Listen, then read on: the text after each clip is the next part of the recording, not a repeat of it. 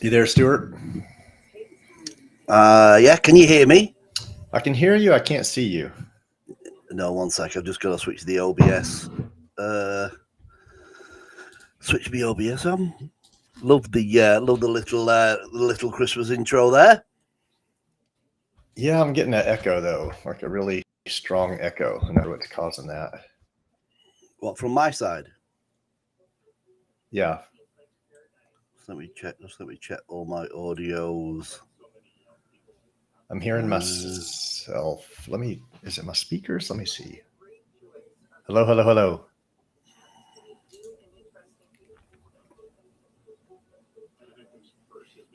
Just checking mine. No, mine seems okay. Yeah, I'm getting a really bad echo. Do you have your speakers on or something? No, but I'm on my headphones. I'm on my headphones and I'm on the. Yeah, I think I'm on. Yeah, I'm on the correct microphone. I'm going to mute you and do some talking and see if it comes back. Hold on. Hello, hello, hello, hello, hello, hello, hello, hello.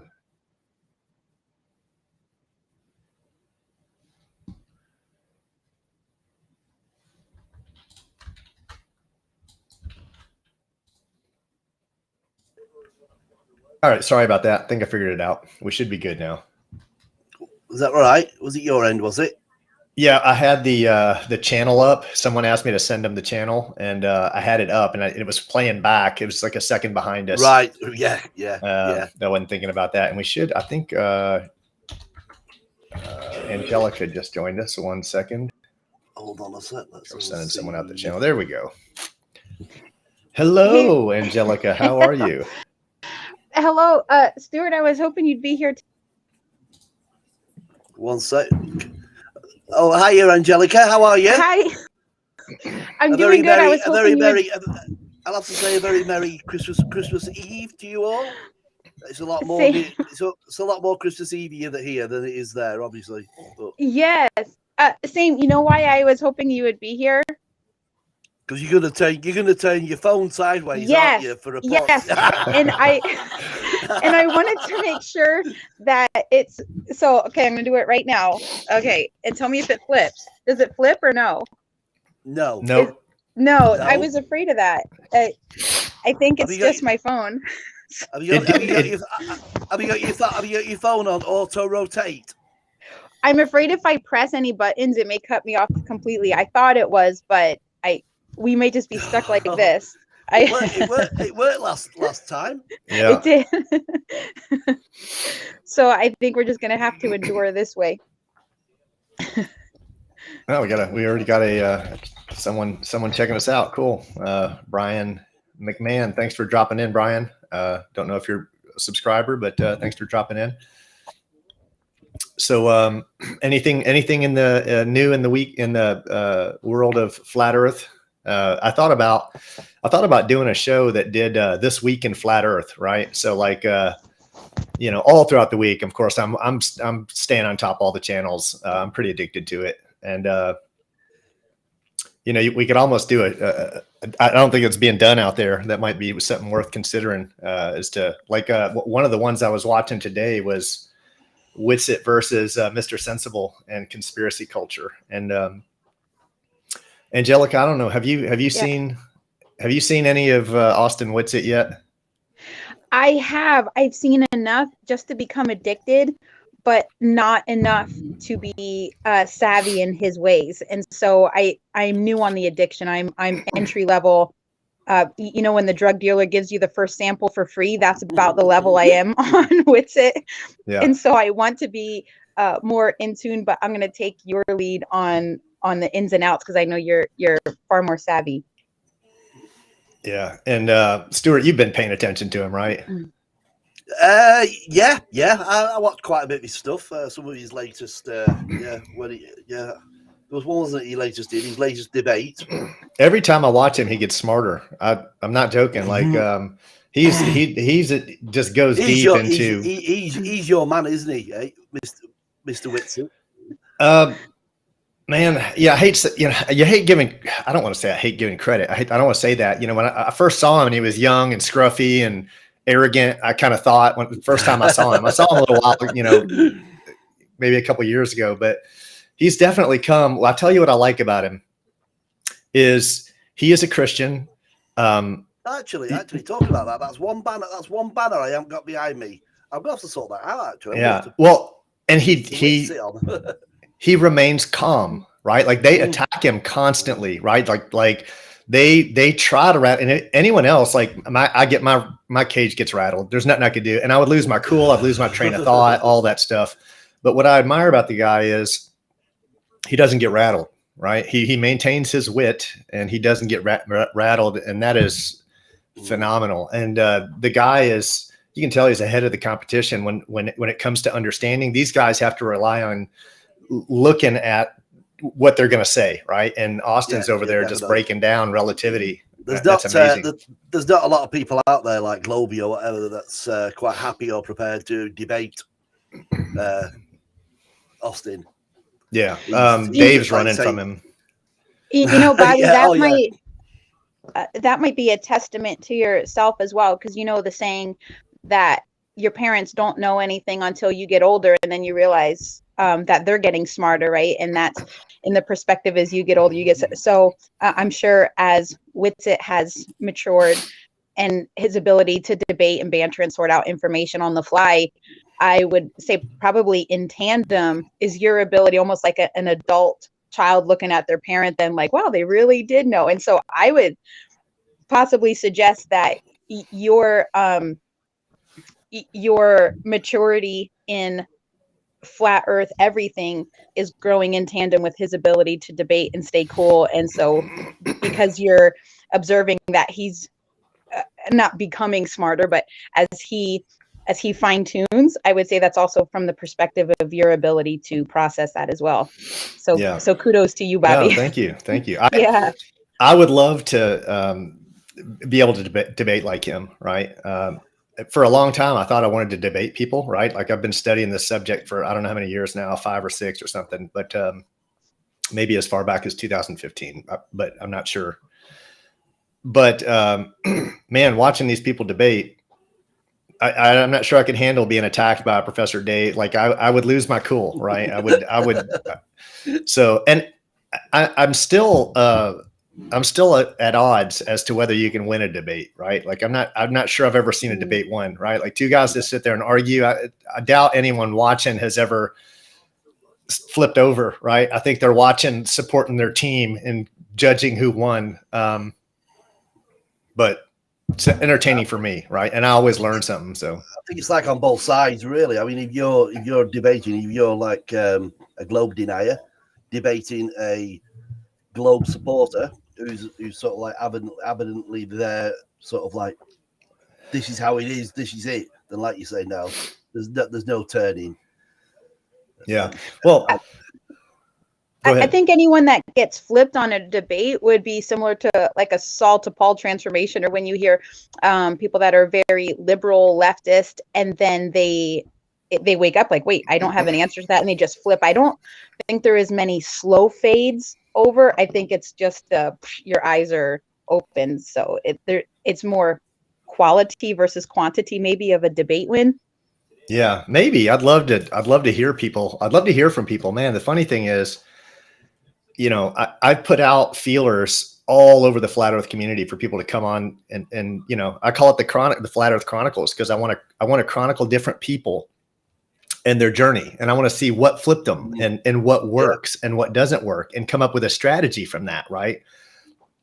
What argument flipped you over? What percentages of that? Let's get that into a database. Let me see. Is it the moon doesn't, shows one side? Is that the number one proof? To build an argument based on that information, but nobody wants to come on. Very few people want to put themselves out there, right? And I just started putting myself out there on Facebook. I just said, you know what? It's me. I don't care. If you don't like me, then you're not really my friend. But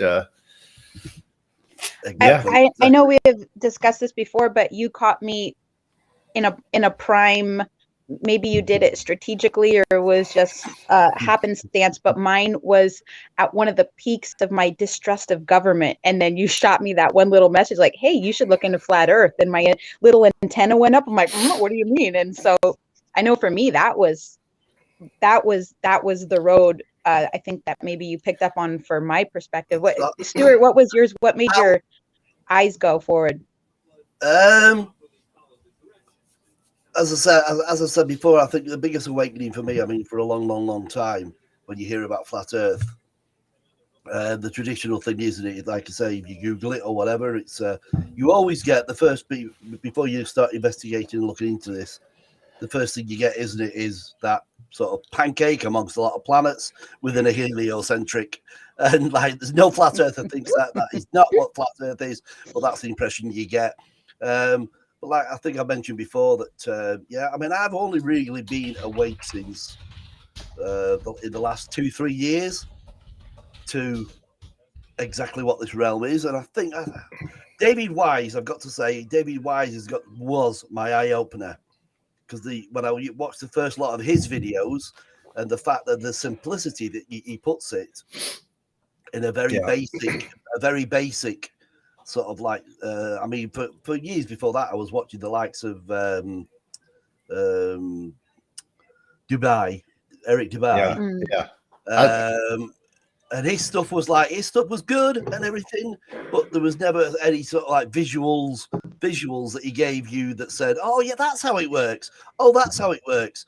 But the moment I started watching David Wise, then that was my eye opener. As I say, about 2 years ago, I would say he started opening my eyes to it. Then when you start doing your own investigations, then everything is just explained so the simplicity of the flat realm is just unbelievable when you open your eyes to it all. Yeah. Well, sorry, go ahead. Oh, no. I was just about to say, so how long have you been awake then, Angelica? Or shall I say aware? Well, it's interesting that you would use the word awake, because I think obviously that word gets used a lot.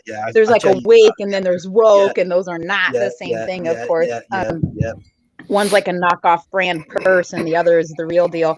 And so I would say I was awake enough the same way that you wake up in the morning and you haven't had your coffee yet.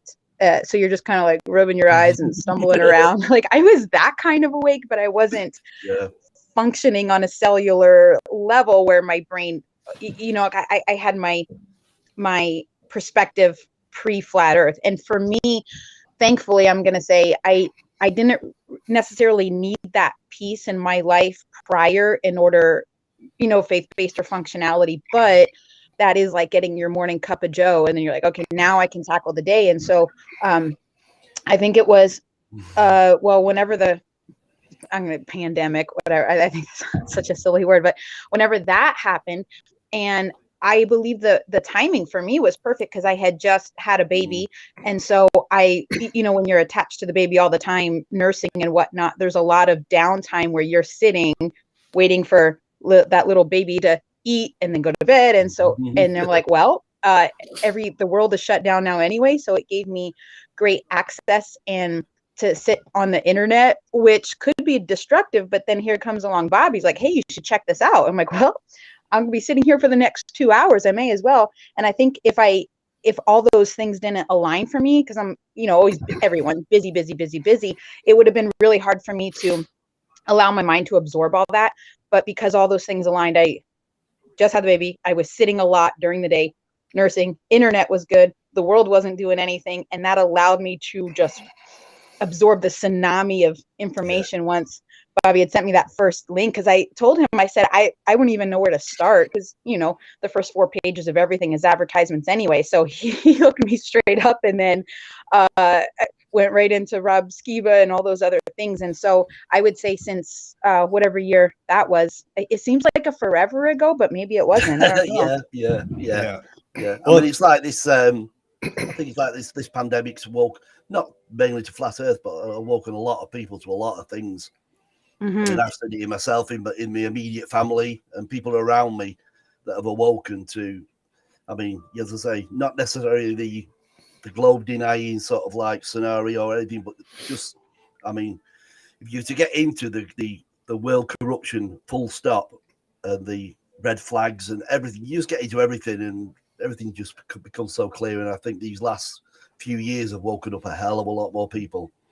It allowed for a disruption in our normal, like it threw a cog in the machine where it just slowed everything down, which, you know, typically we're on such a pace and such a schedule anyway. It allows for us to have functionability, but I think that helped a lot of people. Like, sit, stop, we're going to slow everything down. And yeah, but I think that was good. It was good timing. I'm glad I was already friends on social media with you, Bobby. Otherwise, I would have still been chanting NASA and like an idiot. Isn't it so great? Like when you saw the truth, like it's kind of a curse, and at the same time, it's. I thought, well, the moment I came into this, the moment I came into the realization of who I am, where I am, and who the creator is, and the true nature of this realm, and the true nature of the corruption that's going on, I was liberated. I've never been so liberated. What I meant. Yeah, what I meant. Let me clarify that though, because it could be taken out of context. What I meant by the curse is people that you used to be able to hang around with, and people that you called your friends. Some of these people are going to ostracize you. How people treat you is a tell, right? Like it's a tell of character. Mm-hmm. There are people on my Facebook that laugh at my posts. Like I'll post something that's just an observation. It's clearly a NASA video where you can see a harness, like you can see the string, you can see even the buckle. They didn't, and they'll laugh at that, like ha ha. And it's like I've seen some of your latest Facebook posts there. I went on a rant. You're on a roll. I went on a rant. Roll there, yeah. But some people will laugh at, and I don't think I used to laugh at people's religion. If I did, I don't remember it now. Maybe you forget things of when you was a different person, but I know I wouldn't do it today. Like,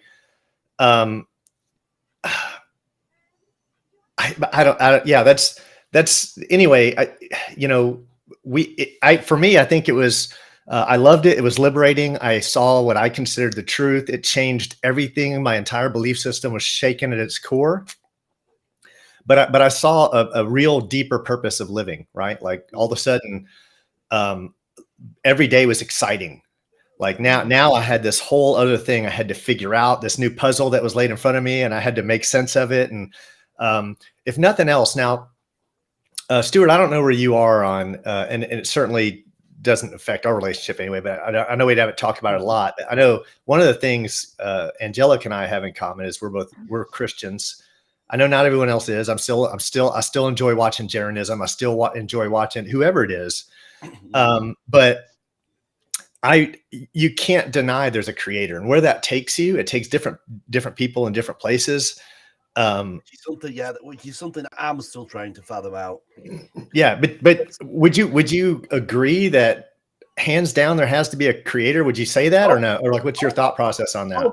Most definitely, it's undeniably that. I mean, when you look into the so-called sort of like Big Bang and the evolution of life, that just doesn't make any sense whatsoever. So.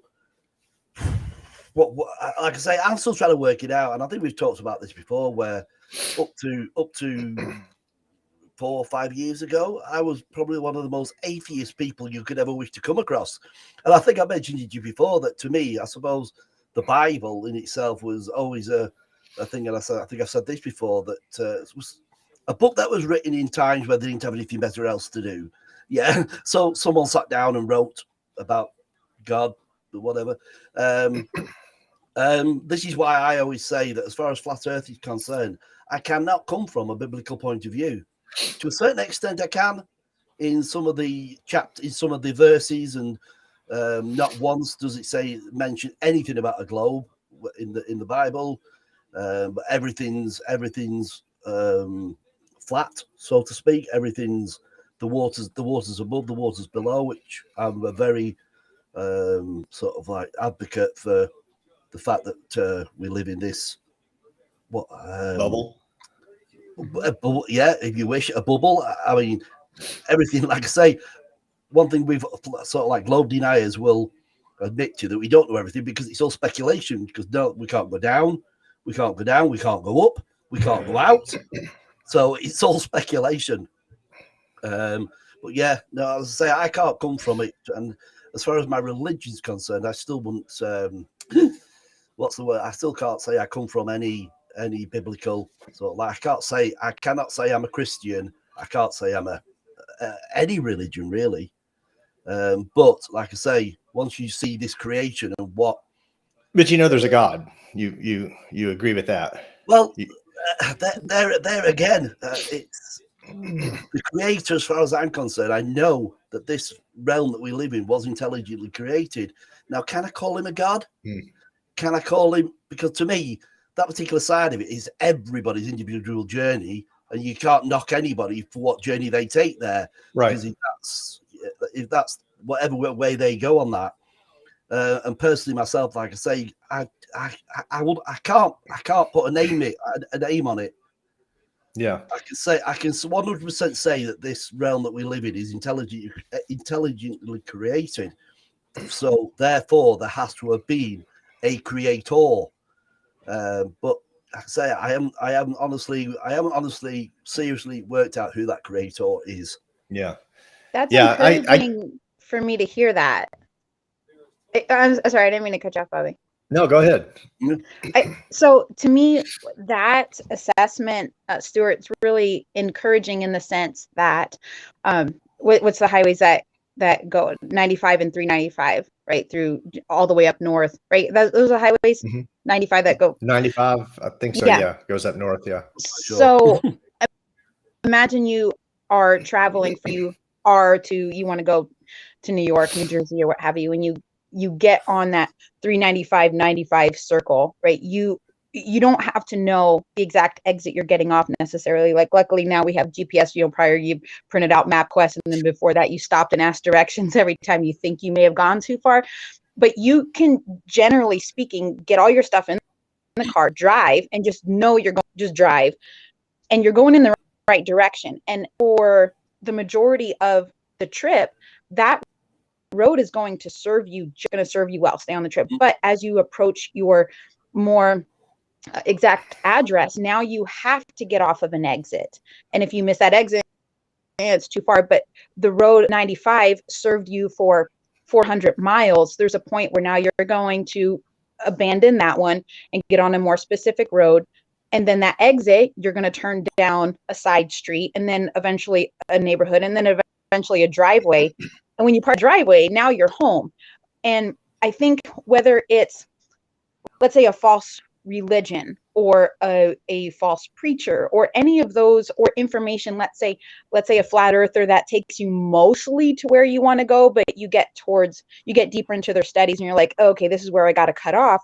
I don't think that there's no need to disregard how far that road took you. It took you closer to where you need to go. Let's say atheist, and let's just say a depiction of someone who was suicidal or deep into cutting or drugs or what have you. They may listen to a sermon or hear a song that really isn't that great, but it's better than so it gets them on the highway, right?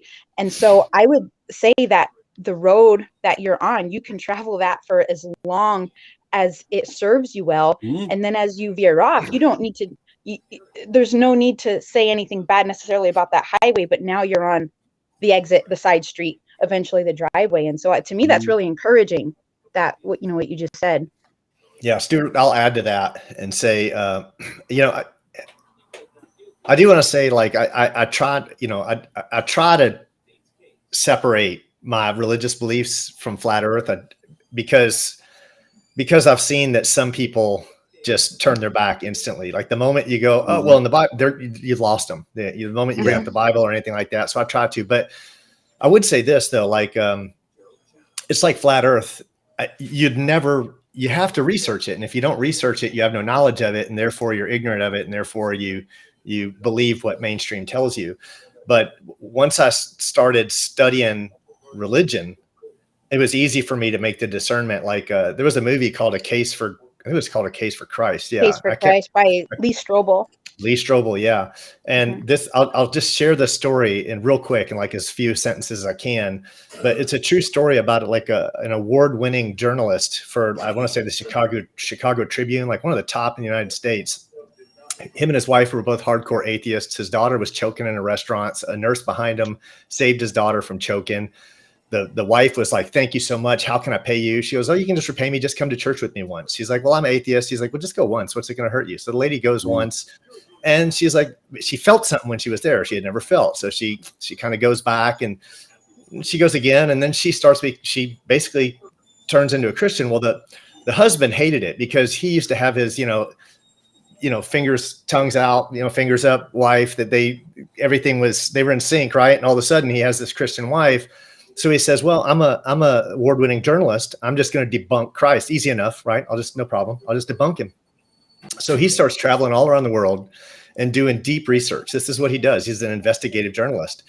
And he ends up being a minister and writes Christian books. And he's like, and when you hear his story and then you hear him talk, and he's like, it's actually indisputable. Like you can't, if you just research it, there's no disputing it. And like, so I had that journey. I went down there and I started looking at discoveries by Ron Wyatt. And, I'm certain that we discovered the ark. It's there, and you can watch. And if you watch the videos, you can see it. And we discovered Sodom and Gomorrah, and it's there. And we discovered the Red Sea crossing, and we discovered there's so many discoveries and predictions in the Bible too. Like that one will definitely, like kings that were predicted that happened, and things they're predicting today that are happening. He'll make the dragon go up in the sky and do great wonders and breathe down fire. And then what's Elon's rocket called? The Dragon. What's it do? It goes up in the sky and it's a great wonder before men and breathes down. And it says it does that over the water. And where's all Elon's launches at? It's all over the water. Everything for me, I was like, when I started going down that road, I was like, wow, it was just one wow moment after another. But that's how I got there. Earlier, I didn't want to cut anyone off, but it was funny. Just going back to DITRH real quick. DITRH made I loved watching him. He was right up there with, Eric Dubay and Mark Sargent and Jeranism and all these people. But the other day, I woke up and I looked on my phone and it says new subscriber, DITRH. And I was like, woohoo, I've made it. I have made it. I am there. But that was my wife was like, "Why are you so giddy?" I'm like, DITRH just started following me. I thought, how cool is that, man? This guy. Anyway, I thought that was neat. And then the other question that was like, how did you get there? I think someone called it, I think what you call like the stairway of truth, right? Like, I don't think you're ready for flat Earth if you haven't tackled 9/11 yet, right? Like, first thing you have to figure out is that the government's lying to you, right? Like if you don't understand that, there's no way you're going to jump to Well, just while you mentioned that there, I've got to interject, obviously, and I think probably many people have got the same scenario and the same story that 9/11 has pretty much woke me up to everything. That's what started me on the down the rabbit hole trip, if you will, because up to then, I was like the average Joe, just going through life, everything hunky dory, nothing to see here, type of thing. And then once you realize, I think, because for me in my generation, I think 9/11 has got to have been the biggest red flag out there going. And once you realize, then you looked into the deception and the sort of like the evilness of 9/11. Then for me, that was it. 9/11 was it for me. From there on, once I found out exactly what went on there, then I started going down all the rabbit holes, and that was even before, like I said, I think that's got to be even before Flat Earth came into my thinking. Like I say, but Flat Earth only came to me. You hear people like, a lot of it is people mocking. Oh, he's one of those flat earthers, is he? Oh, you're one of them. He's a flat earther.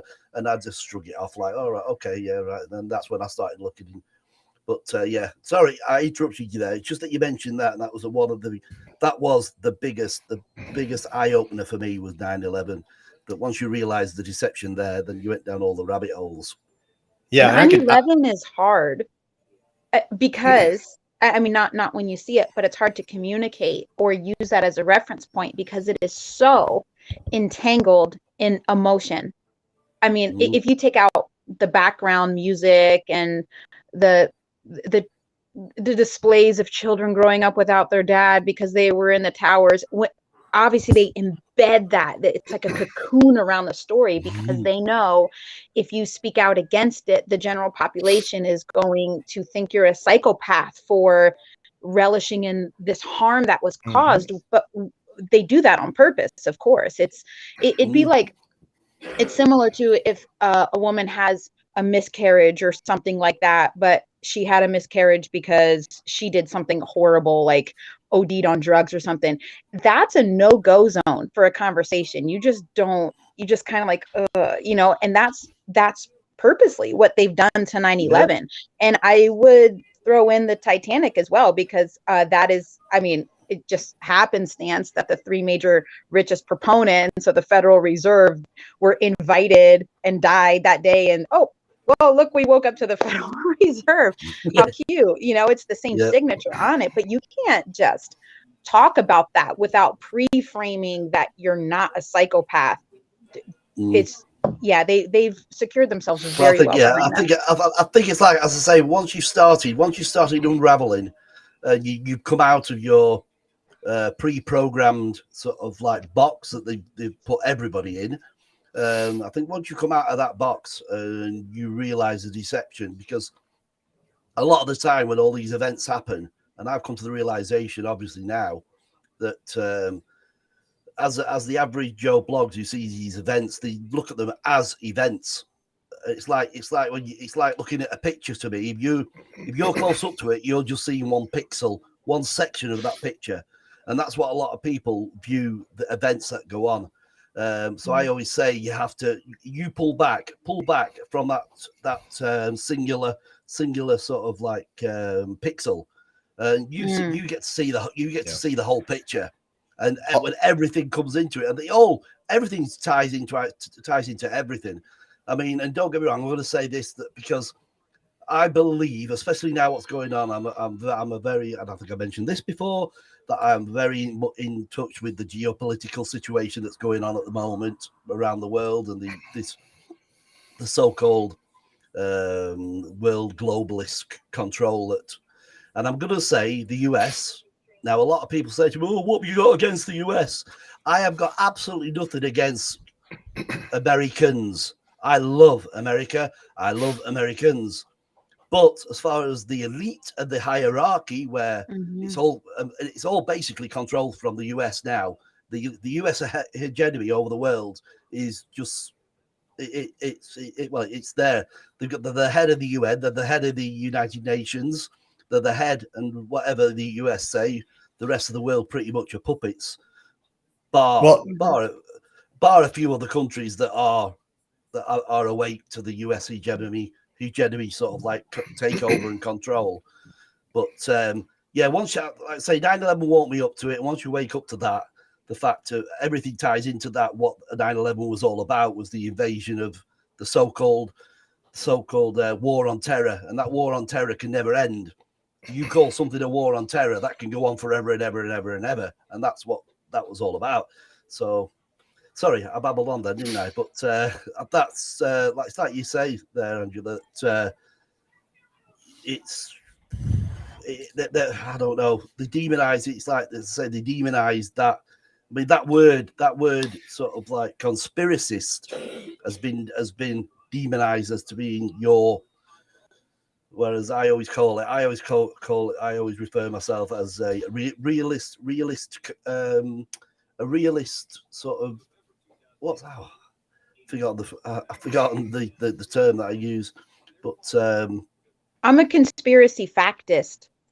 yeah, conspiracy factist. Yeah. Or I like to call it a realist analyzer, analytic. Yeah, I'm a realist analytic. I analyze everything. and I don't take it for read what is put in front of me, and I analyze.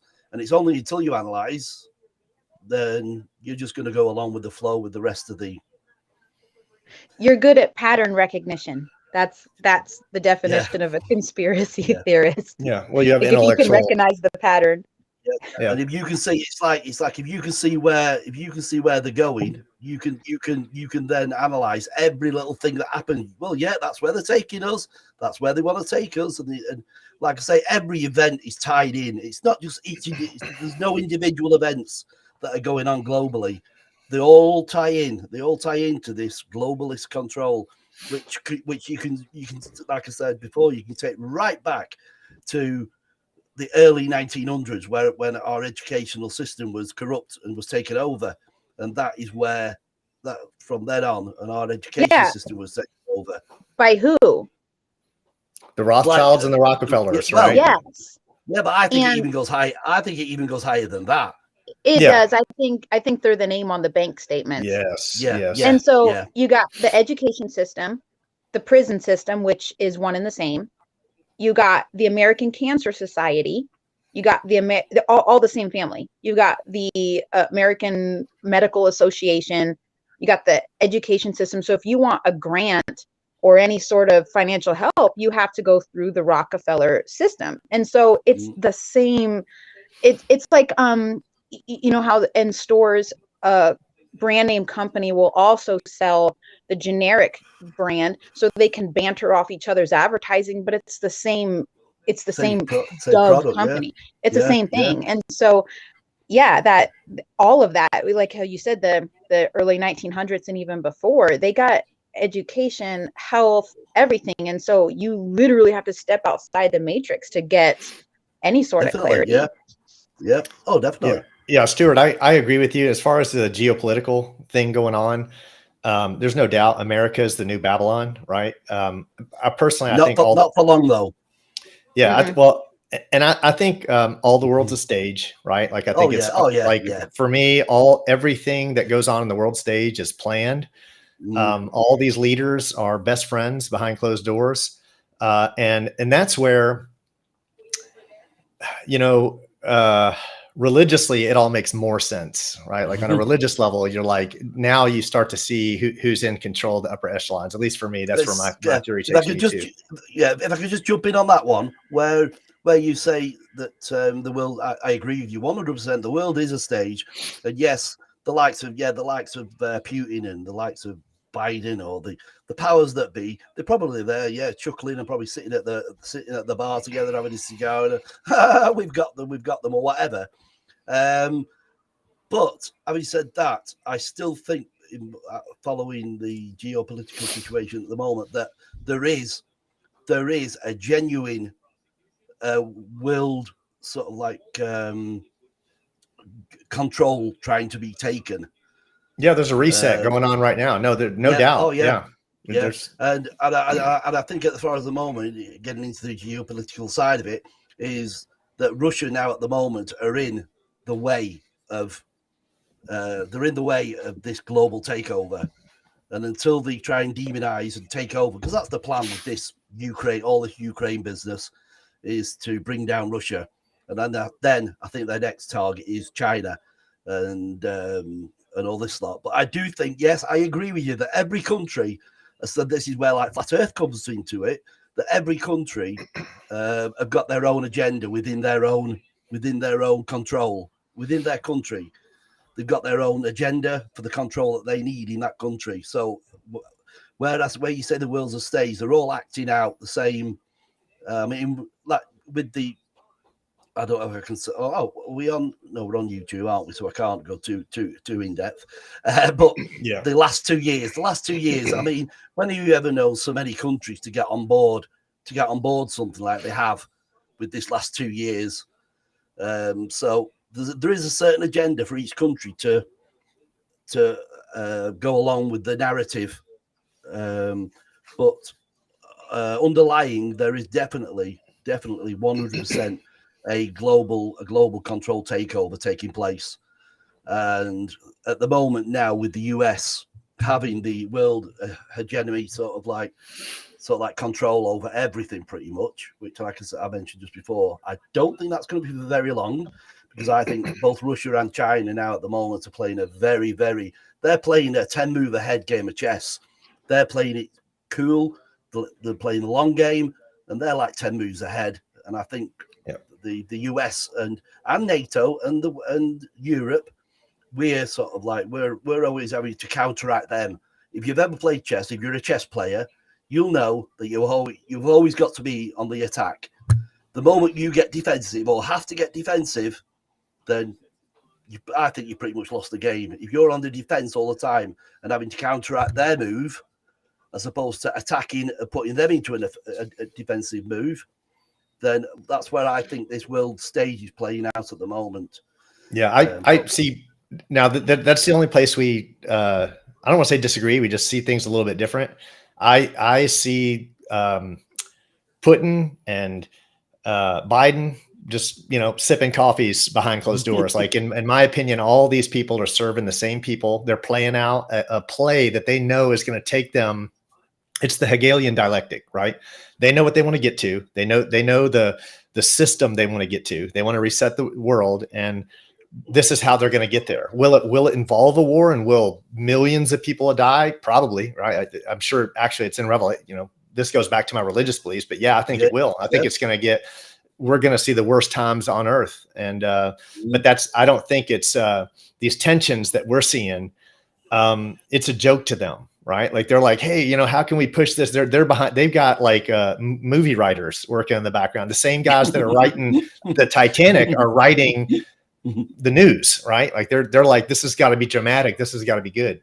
I was going to say with the idea that, of course, the world is a stage. And when you have, I feel like we all have a script. Of course, going biblically again, I feel like we have the whole script. Sometimes you're just given one season at a time, but wherever you are on the access to having the script in your hand, it becomes laughable because you've already read the end. And to me, that when things play out, let's say Elon's driving his car with rubber tires in space. You're like, come on, right? It's so laughable. It's like watching a Hallmark channel. You already know how everything's going to play out, and it's the same characters, and right. And so world stage, it does become laughable in that sense. I do believe that the Russia is absolutely going to invade Israel for their oil, and that will be a kickstart of a whole bunch of stuff. And so that's what I believe Russia's thing in there. And so when you see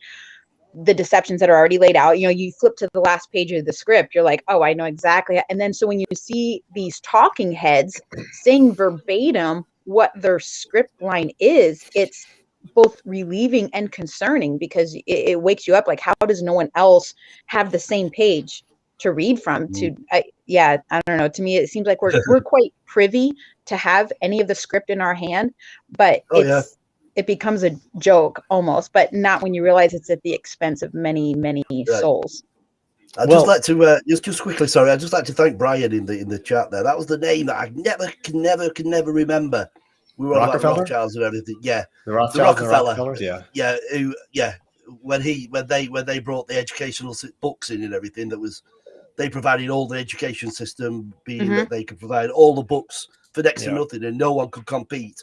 No one could compete to put in their books in and whatever. So I'd just like to thank him, because that name I can never remember it. When I was talking before, and I was trying to think, I can never remember Rockefeller. But thank you there, Brian. You've just jogged my memory on that one. But sorry, carry on. Well, I was gonna say, going back to 9/11, I kept this thought in my head was, see, in my belief system, that day was a very specific day. It had to happen on 9/11. Yeah. The same reason why in the U.S. when someone gets hurt or mugged or shot or killed, we pay homage by dialing 911. Right? Like that's what we do. We pay homage. Yeah. Is it the easiest number to remember? No. 111 would be easier, or 000. Yeah. It's 911 because in the Bible, in Revelation 9:11, it says they had a king over them, which is the angel of the bottomless pit, whose name in the Hebrew tongue is Abaddon, but in the Greek tongue hath this name Apollyon. So what was the moon missions that we went 6 times to the moon? The Apollo moon missions. What's the spacecraft going out there right now? Artemis. Who is Artemis? Apollo's sister, right? This is everything we did, the days of the week, the months, it's all pagan worship. And when we say pagan, that's actually being lenient, right?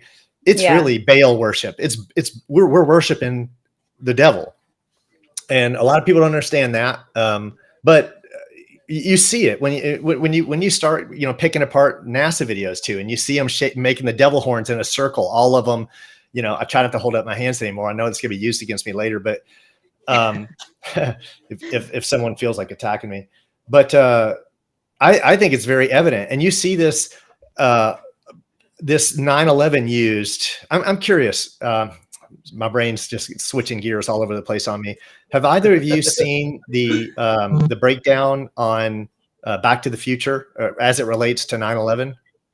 No. I've seen pieces of it, but not enough to Robert present it Zemeckis in any was the director. intelligent fashion. Yeah, and he even ties in a later follow-up movie that's not by, I forget the name of it, but it had that, I want to say Gordon Levitt, I can't remember his whole name, but he was an actor, and he's on a tightrope. He's the Walendas. I think he's a Walenda or whatever, tightrope between two buildings, but it's the same director. And if you haven't seen that and you want your mind cooked, watch that. It's just look up Robert Zemeckis 9/11. Look at that one. It's hard to find, but if not, let me know. I'll send it to you. I've got them. I download everything, but it is amazing. If you watch that and you don't see the connection to 9/11, that date they was telling people for years that they were putting out 9/11 and the Twin Towers. They have it in the video. They have them falling. You got to see it. And it happens at the Twin Pines, where they go in and out of the future. It happens at the Twin Pines mall parking lot, of course, Twin Towers, Twin Pines, and it shows these two pines that look like the Twin Towers. And when you, I'm not going to try to go into all the details. I haven't seen it in a year or two, maybe longer, but it'll blow your mind. Like you'll be, I think I'd appreciate if you sent me a link in Facebook, Facebook Messenger or something. I will. It's just like along those same lines is having seen like Room 237, which someone did a breakdown on The Shining as it relates to that would be what was his name? The director that everyone attributes to directing the moon landings. He did The Shining. He was the director of The Shining. And even the kid's sweater. Stanley Kubrick. Stanley Kubrick. Yeah. Yeah. So and like even the kid's sweater has the moon and the Apollo 11. Yeah. And it has when you watch the breakdown video on it, it goes deep, and you start it goes from the typewriter that they use to I wish I could remember. It's probably been more years since I've seen that, probably 3 or 4, but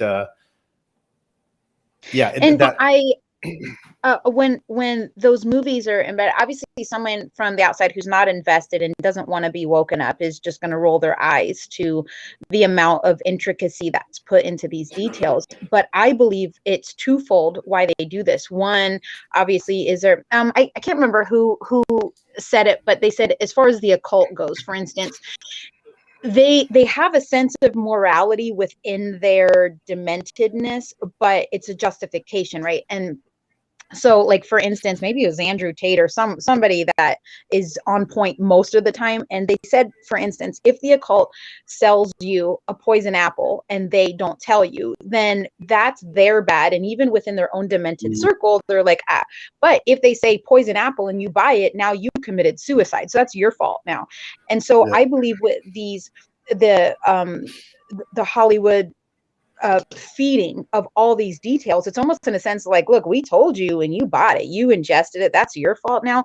I believe it serves that, and also a way to silence, almost to threaten those that are within, those that may wish to speak out and that are probably going to be suicided at some point. It's almost like if you're in that realm, whether you're born into it or your parents put you into it, and the behind the scenes, like, don't you dare speak out, because look, we are everywhere. Yeah. We're in music, movies, we're in advertising, we're in media, we are everywhere. And so I believe it adds an extra layer of silencing to those who are willing to take the martyr way out and siren the alarm. Put it this way. I'm absolutely certain that they can take any one of us and make us say whatever we want for as long as they want. And you might say otherwise. Like you would say, nah, they couldn't do that. Yeah, they could.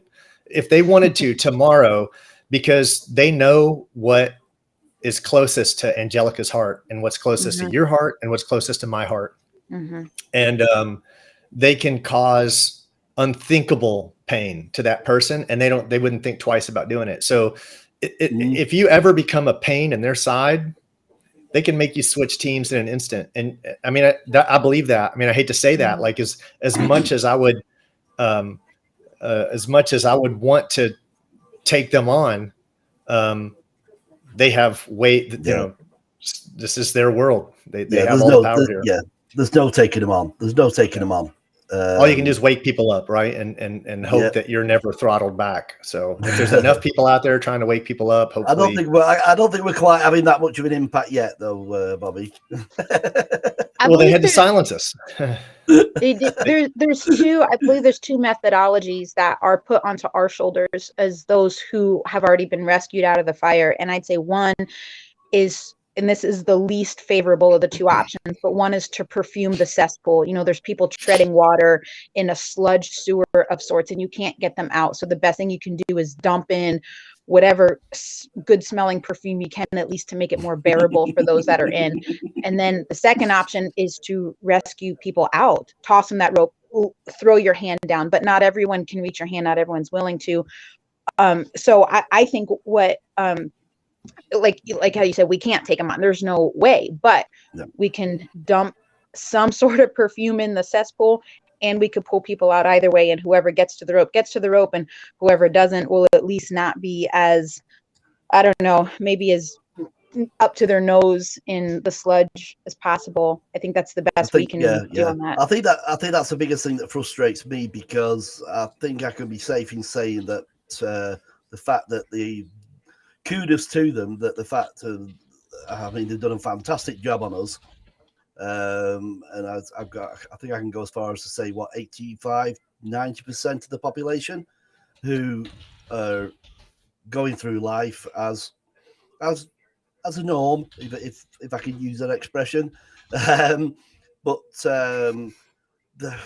the most frustrating thing is that being aware, myself being aware of everything that's going on, it's so frustrating that to think that it would only take another good percentage, and we could make a difference. There could be a difference, and many a time I run a scenario as to sort of like what this world could be like if it wasn't for the fact of the power and the money orientated elite that control it. I mean, can you imagine if the wealth was divided and spread evenly? This world could be a utopia, right? Like it could be a utopia. Definitely. I was watching something the other night. I was watching a documentary about the poor states of Africa, like Ethiopia and many places in Africa that are now sort of like suffering, and yet Africa is probably one of the richest in natural minerals and everything, sort of like continent on this earth, and yet they're suffering the worst. Where it's obviously all the West have gone in.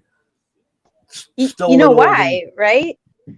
Because you said they're rich in minerals, and our world financial system is based on the periodic table of elements. If you had nothing but the periodic table of elements, you could buy or make or sell whatever you wanted. You know, obviously the paper money is just a representation of that. So if you were to take your little chart that you get in 5th grade science and go over to Africa, you would realize that they're holding a large portion of the currency, which is why, in order to keep I'm going to say the lightweights from flocking, almost like the gold rush, you know, everyone went, but only a few made it to there, right? So if you can deter based on elemental hardships, then a lot of people are going to turn back. And so if you take things like water or food, irrigation, anything like that, from add a little sprinkle in some Civil War, and most people are not going to go after where the currency is, which is those minerals and metals and all those things. And so then the only people that can really survive in that tundra of an environment are the ones with the resources, which are the elites. And so if they can make it look like go west, young man, like a Lewis and Clark, and you see these Rocky Mountains, like, we can't make it over that. But they're doing it in a version of desert, dry, waterless, but that's just to deter the majority of people from realizing the richness there. The elites know that you can't go too long without water.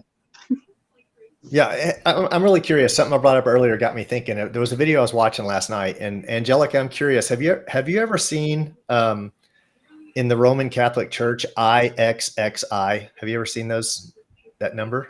Yeah, so I'm Italian, and by default, I think when you're Italian, you grow up in that. And I remember seeing that. I mean, I'm not Catholic by any means, but I think if you grow up in Roseto, Pennsylvania, where everyone's name ends in a vowel, then you're going to see all that Rome. And I remember walking to school and walking from and seeing that on building fronts, but I was I don't know, I guess I just assumed it was some sort of mystical thing where somebody chiseled into the buildings. I don't know what it means or what the significance is.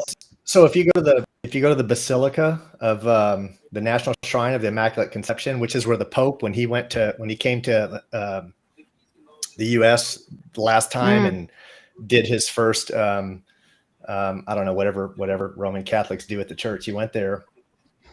But it's all over. It's all over the Vatican. It's all over the Roman Catholic Church. And you see this IXXI. If you look at it, it's kind of hard to make out. Look at it here. Here's another way of portraying it, right? It's really hidden. But this is an IX. There's an I, an X, and an I.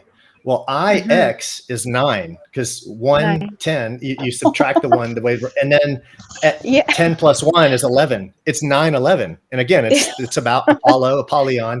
So good catch. Good catch. That was a one I learned last night, and I thought, man, I never knew about that one. But when you see that IXXI, and it also converts into it's I don't have it pulled up, but you can also take the Star of Remphan, and it turns into the IXXI as well. It's just another. But it all seems, though, doesn't it? It all just seems like they want it in our face. They want it in our face, and if you're looking sort of like, right, it's only in your face. Yeah, no, but don't get me wrong. Yeah, a lot of it you have to be looking. You have to decipher everything. But it's just like it's there. They put it there purposely, and. Yeah, it's mad. Well, don't forget mad. They still have to recruit, and I know there's some that are fed into some sort of lineage, or they're born into it celebrity wise and stuff. But they're still recruiting, and it reminds me of those fancy business cards that someone has some sort of shady high end business, and it's just a black card with like a logo on it or something, and you have to do the investigative work, but you're like, oh, this guy knows something, or he's got a lot of money, or he's my connection into Wall Street, whatever. So you see in those movies where the top guy will just slap down a black glossy card with minimal information, and then the seeker has to go find it. And so I think things like this is not only everything we already spoke about as their brand on everything, but also a recruitment tool. I believe it absolutely is. Yeah, if you're smart enough to put it all together, yeah.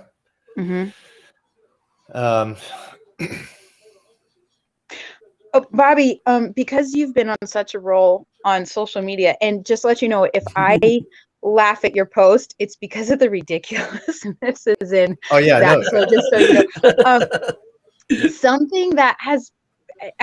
Maybe it's just because the algorithms are bringing those up so much, but the ridiculousness of moon dust and how the things on like the whatever the rover that does it, why doesn't it just float away?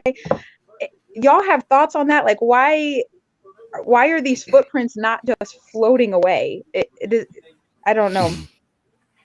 Yeah, no, we're the same, right? Like I see these Yeah. videos and they're lunacy to me. The funniest one I posted was the weightlifting, right? I showed that. I think you saw that, but I put that on my Facebook the other day. Yeah. But it's clown world, right? It's just like it's bouncing up and down. It's and you know something I hadn't something someone pointed out. I don't know. I don't think I'd noticed it before, but there's two astronauts holding the weights on each side. I don't see. I didn't even think about it like that. That totally. You're so focused. I was so focused on the weights bouncing, and it's like, why are there two astronauts holding the 1,000 pounds? It's weightless. You don't need to hold it. And when they let go, they let go on each side. The astronaut goes like that, right? And it's like, wait a minute. He's in zero gravity. There's no weight. It's supposed to float. It weighs zero. Yeah, that was hilarious. But the moon dust, yeah, I didn't. It stirs up, right? The lunar module lands, and the dust goes just like that, just like Because catch me up on this. The theory or the story is that the moon does not have an ozone layer. Yeah, no, it has it has no atmosphere, right? It's just what they're saying is it's just open like a sunroof on a Corvette, but it's still spinning like crazy. It should be spinning. And there's another problem.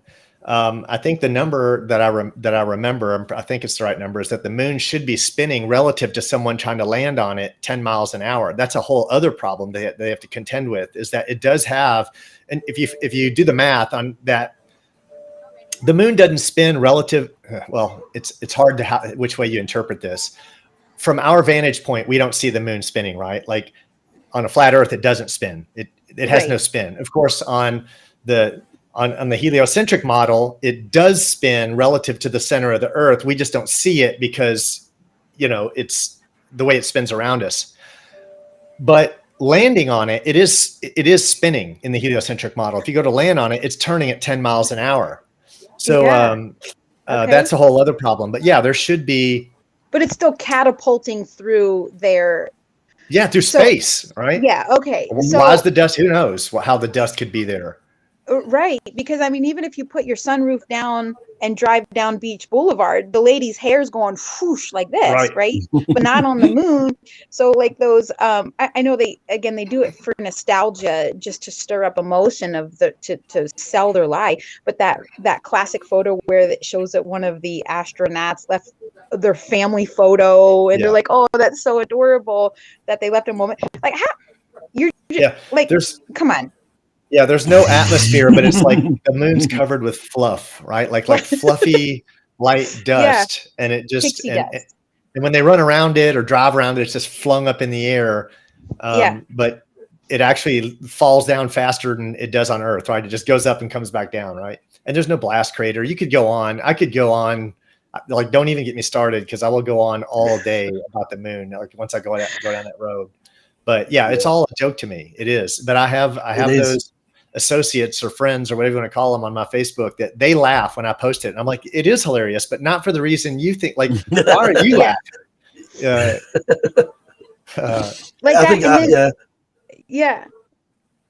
Sorry, no, I was just going to say. I mean, for me, I think I've gone away a lot from the farcical scenario of the so-called moon landings, and I've gone more away. I mean, I do see, I watch Facebook posts. I mean, just lately on some of the flat Earth, channels on Facebook that, I don't know. It gets me so frustrated. I can't. But the moon landings, and the fact that this technology was there in 1969, and we've done all this, we've done all that, and everything. I'm sorry, but for me, it's just so farcical. As I say, I don't go there a lot now. Yeah. Well, I need to stop going there, because oftentimes when I see the videos you post, Bobby, because we're still kind of in the country and old school here where I live, and so people still regularly use the library, and I will often be in the library when I see those videos, and you know how quiet it is, and it's I often get the librarians look at me like, shh, because the videos are hilarious, and you're going to make me end up revoking my library card because I can't not laugh out loud when I see those. But yeah, that's and the other thing with the, I don't know why this is, maybe it's just again, maybe the algorithms are bringing it up so much, but when you look at the classic landing thing, and that black horizon is so close behind them, if you take that into any mathematical circumference or diameter whatsoever, you can run around the moon. You could run around it. You can run around like a relay race. You can just bring the baton, hand it off, and I mean, we could practice our track and field meet up there, because it looks like about the length of a track to go around. I'm surprised they were able to aim down on it. The fact that you can even see it, the fact that you can even see a curvature. Right. Yeah, like I say, I don't do a lot where the moon's concerned now. It's just so hilariously sort of like, I don't know, unbelievable. I mean, well, I've got to admit, I mean, obviously we were all there at one time, and we all believe in the moon landing. I've got all these friends that are NASA, like friends that 10 years ago I hung out with every day and every night, and I was a space groupie just like them, and they still go to, watch launches, and they give their money to NASA. And I'm like, are you not seeing what I'm seeing? Are you not seeing harnesses and hairspray hair? And you're not hearing the airplane engines in the background. You're not seeing the CGI fails, the CGI overlay fails. The bubbles in space, the insects, like, these people would rather think they would rather think we have an insect infestation on the ISS, right? Like we've got literally an insect problem. Well, they had moths, they brought on moths, and there's a whole bunch of moths flying around, but they're going to send up an exterminator and get it taken care of. They'll take care of that. Oh, thank goodness. It's all, well, yeah, thank goodness for that. Yeah. I love when they deal with the water. Who did the filming of the lunar taking back off? He's still over there. Yeah, they left him. Well, they claim it was remote control, and they claim it was a guy on Earth controlling it. Although he was able to film it perfectly, the person from Earth. That's my understanding of what it was. But here's the irony: is that there's supposedly shouldn't that the lunar base, shouldn't that still be there then? The actual lunar base that it left behind, that it took off from. No, all the legs and everything went. But hold on, there's a bigger problem there. The problem is that from the ISS to Earth today, there's a 10-second lag, right? Assuming we buy into the science model, right? There's a 10-second lag in communication. This would be for any type of communication. It doesn't matter, voice, whatever, remote, any type of communication has a 10-second lag, right? Well, the ISS is only 250 miles away. The moon is supposedly an average of 238,000 miles away, right? So now you got a problem. Like it should be like minutes so how could you track something? How could you do it? You couldn't track something, yet it's tracked with it perfectly in frame, right? There's no way you could track it. So there's some guy on Earth tracking the lunar, the LEM leaving the moon with a whatever minute delay. Just put this one by you as well. With the Artemis that they just launched, I think you've got some thoughts on the fact that in '69 they did the journey to the moon. What was it? How many hours? I know it took Artemis a lot longer. I don't remember the time. I've forgotten now, but it's taking Artemis twice as long. Yeah, sort of like 50 years. We have this much more powerful rocket now.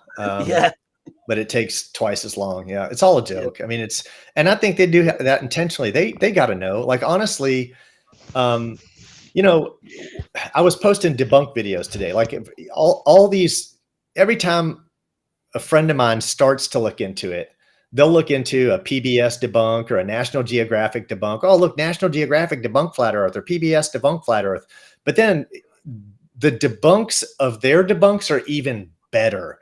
Like when it's pointed out to you by someone who saw the trickery, and you see they reuse the same frames, or you got the same ducks flying by, but one's before and one's after.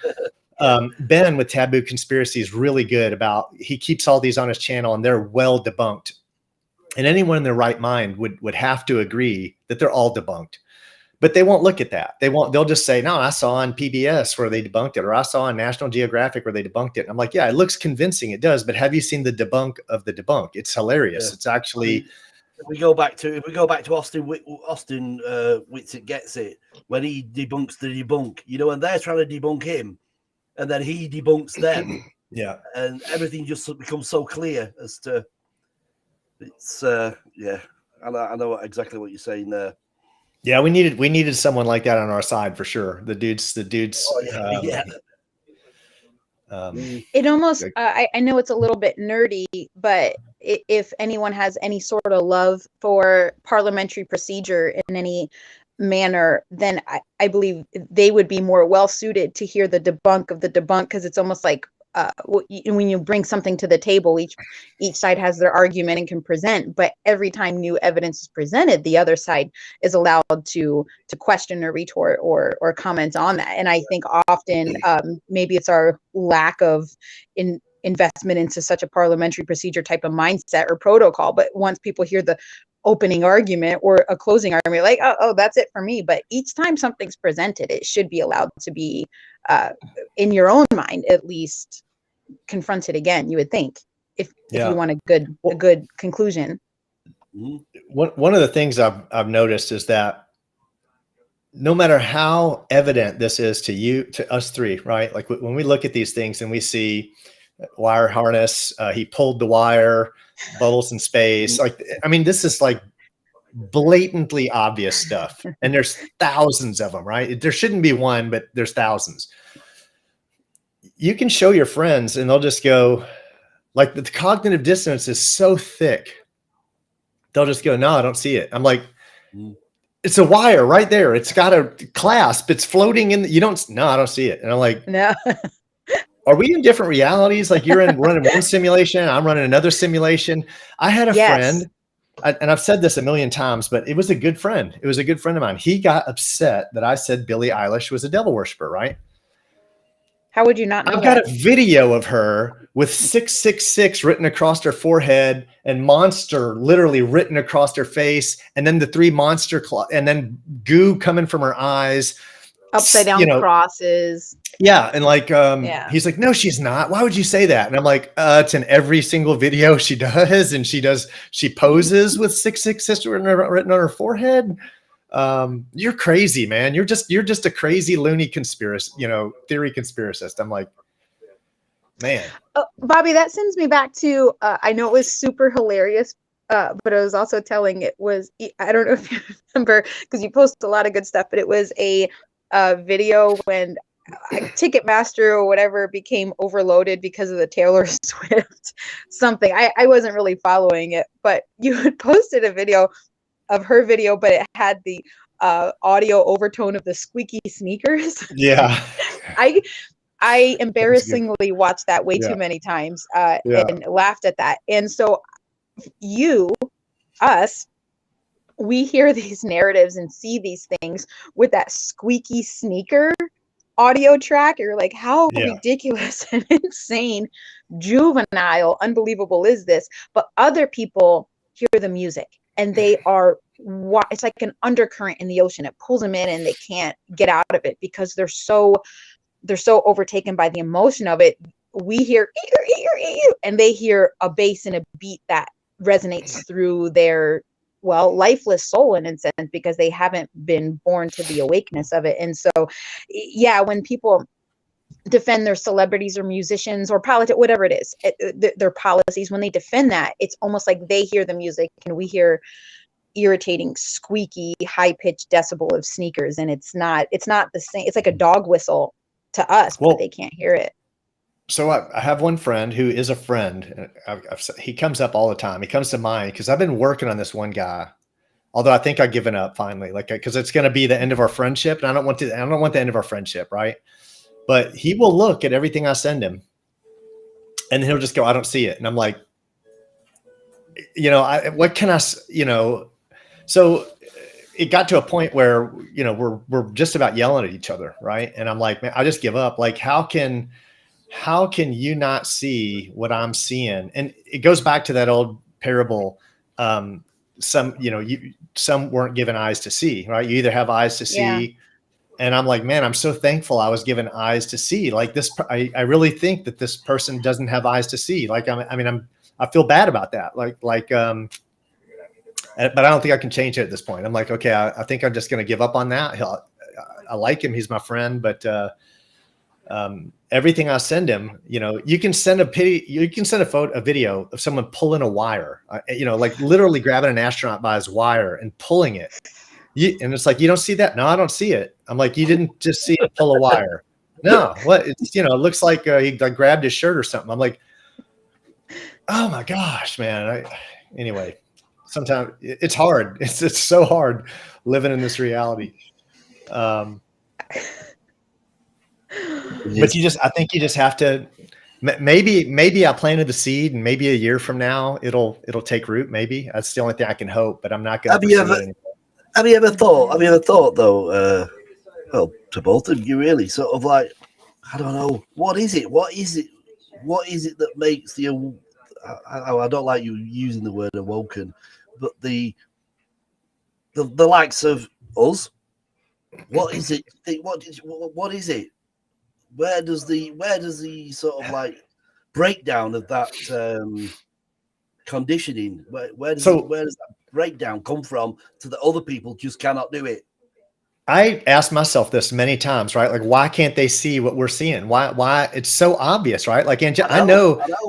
Some people you give a taste of, right, and they see it immediately. I've got a lot of friends on my timeline, on my Facebook, that message me. Thank you for waking me up. Thank you. I never throw them under the bus or anything like that. But 1 second. Yeah, great. We're getting shout outs. Great. Thank you. What a globe of shit. Yeah. Great name. Yeah. So love that, yeah.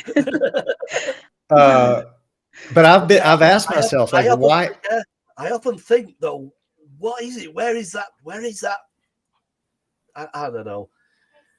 Because as I say, when you can see the simplicity of it, and yet I come down to intellectual honesty, right? Like these people are I think that they're unconsciously or consciously making a choice. They're choosing a world, right? There's this world of, there's this dual world of good and evil going on right now.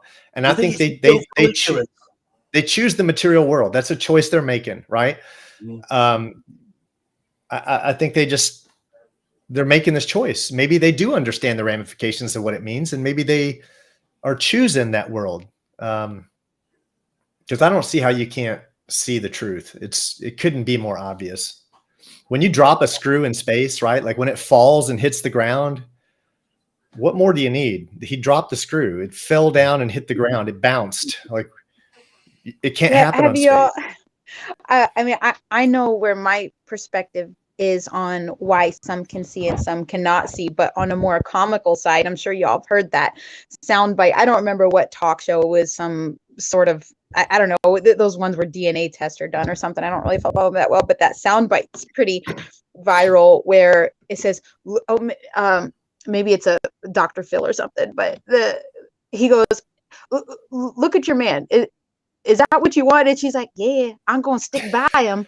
And it shows this like just piece of trash of an option. Yeah, I'm going to stick by my man. That's hilarious. Like he's saying, look at your world. Yeah, but I'm going to stick by it. I'm going to stick by it. That's my man. Yeah. That's my world. Yeah. And the rest of the audience is like doing this, like, oh, come on. And unfortunately, those numbers are flipped. The majority of the audience like, well, we're going to stick by him. And then we're the ones like, can't you see this specimen of disaster? Yeah. I think a large portion of people just don't want to be involved. Like I think they do have, like they're on the fence, or maybe they have, but they don't have I think a lot of people don't have the guts to put themselves out there, right? They don't want to be, they can't handle being called unintelligent or ignorant. You know, that's an interesting comment there by Awake Souls, sort of. You know, oh no, that hold on. That guy's a bozo, right? He's an absolute bozo. Nothing to say. I feel dumber. Yeah. The guy, so he had a video of a star glitching of Venus. He was filming Venus, and he's supposed to be a Christian, right? I've recommended people to his channel, and I really feel stupid for this. I watched their channel, and I you know, Team Yahawashai, Awake Souls. I was really a fan of theirs. One day I saw this thing. I shared this the other day. He's actually watching right now. I think this is hilarious. And I said, hey man, that's a really cool video of that star spinning. And do you mind if I borrow it and use it on my channel? And he goes, well, I look at your photo, and you're a I don't know, double agent or something, you know, now I'm going to be watching you for your, basically accuses me of being like some type of double agent or something. I can't remember the exact words.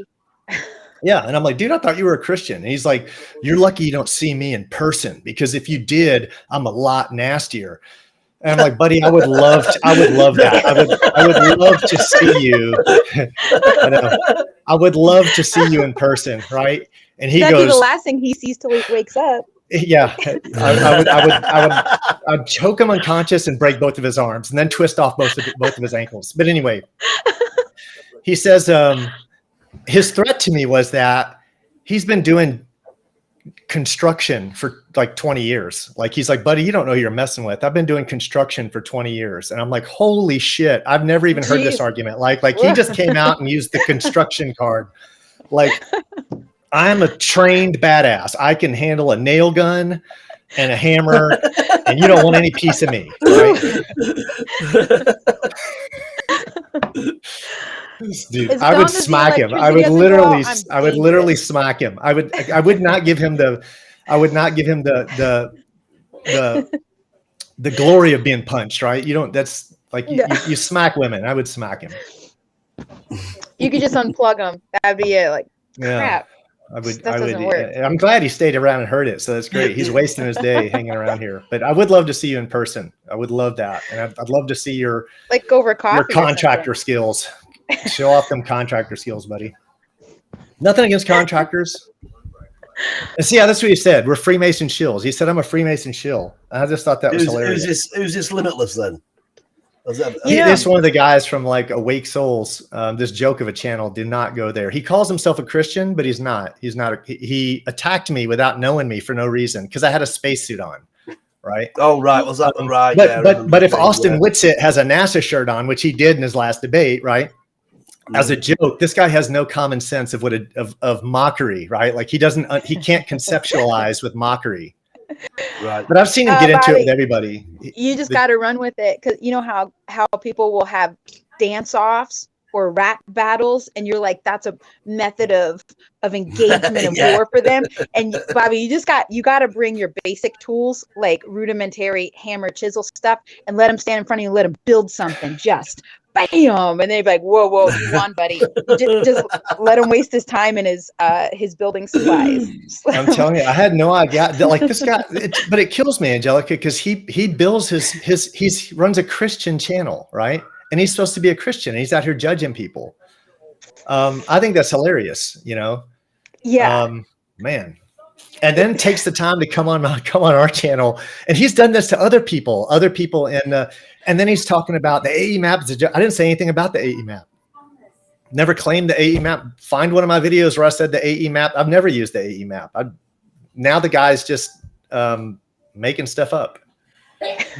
That's information straight from the Vatican, whatever. It's probably his teenage son or something. He left his computer up, and his son's like, I'll get him, and he's typing on his behalf. Yeah. No, I would love to run into him in person, maybe at some Flat Earth conference, and love to see how savage he is. I love these. I do love these. I do love these sort of like keyboard warriors, though. They'll go on the keyboard and give it all this. Get on here live, mate. Let's have a chat. Get on here, chat. Yeah. It's funny. He brought up the AE map, and we can talk about it for a second. And I think he's a square. Maybe he's a square earther. I'm not laughing at it. I didn't mean to. He might be. There are. I think he is. I think the guy is. I think seriously. I'm not. No, which I don't. No, I know what you're saying. Honestly, there are problems with the AE map. Like I'll straight up admit it. There's things that don't make sense. Right? Seriously, there's things that I can't figure out. I can't figure out how the moon travels across the sky and stays the same size no matter how far away it is. And it's the same size no matter where. There are things that don't work, but I believe in a God. So I know a God can create things that we can't understand, right? There are problems, right? And people that debate you, that's another reason I wouldn't want to do debates, right? Is because first off, everyone expects you to have a model. And just because you know the earth is flat doesn't mean you have to adopt, doesn't mean I have to be able to explain everything. I can't explain everything, but I've seen enough to know when I'm being lied to. Yeah. Limitless, look, let me tell Anna Wake Souls. I'm sorry if I offended you guys. Genuinely, honestly, I am. Let me step backwards. I can assure you I'm a Christian. I'm not I should be the Christian about this. And let me just say that I am a Christian. I enjoyed and learned from you guys. And I don't know why you felt like I was a Freemason. I do care about the truth. I'm not married to the AE map. I only know that the earth is flat. And I know that brought me on a spiritual journey. That's all I can tell you. I don't know anything else. Other than that, I'm so ignorant, and I'll be happy to admit I'm ignorant. But I know that I know what I am, right? I know I'm a Christian. And frankly, we shouldn't be judging people if they are or aren't. If someone on here isn't, that's their spiritual journey. We're all on a journey. None of you have swore death oaths. I've never swore a death oath. I don't know. I mean, is that something I have to do? Are y'all reading let me put the comments on the screen. I don't know if y'all can see them. So yeah, I can't. I'm on my phone, so I may not be able to. So I'm just listening to what you say. Okay, chat overlay. So weak sales, who cares? So like Brian, that's cool because Brian knows about them. Man, I will say this, man. Those guys, one of them was filming Venus, and Venus, I told you all about this, right? I told you about this video. I would love to share it. I'm not gonna. It's there. It's his content. But Venus started spinning out of control. It like started flipping over and doing donuts. And it was one of the most awe-inspiring star videos I've ever seen. I can't believe I've never seen anything like it. Right. So props to those guys for catching it. I really would rather than having a beef with these guys. I wish I didn't have to. Right. Like I want to take the higher road. I'd love to just bury it, but let me whatever. I want to sorry. Oh no, go ahead, Stewart. No, I was just about to say quickly. I mean, a lot of them, like you say, they're just in it to shill, and I think the less attention you give to them, they'll just float off. Hey, I would like to say this. I don't know who Limitless's name is. I know the face, right, from the channel. I've never seen a breakdown on the science, or whatever you call it, like on. I think they support the square Earth map. I'd love to see it, honestly. Like I would love to see it. Like I don't know how flat Earth works. There's problems. I'd love to see it, man. If you have one, I haven't seen it on your channel. Send me the link. I'll watch it. But I only know the Earth is flat, man. That's all I know. I'll say it right now. I'm not tied to. I'm not married to any map. Yeah, flat and enclosed. Yeah. Right. That's all I know. I'm not claiming anything else. So I do believe it has four corners because that's in the Bible. But I'm not claiming that I know what the shape is. It right. And motionless. I'll say that I've seen some people say four corners could be like you take the circle and cut it like a pie with four corners, right? Like you could have four corners there. Yep. And then I've seen some people say, well, it could be round with corners on the ends, right? Like it's kind of, but then four corners could imply square. But then you also have circle of the earth all throughout the Bible. So I don't know,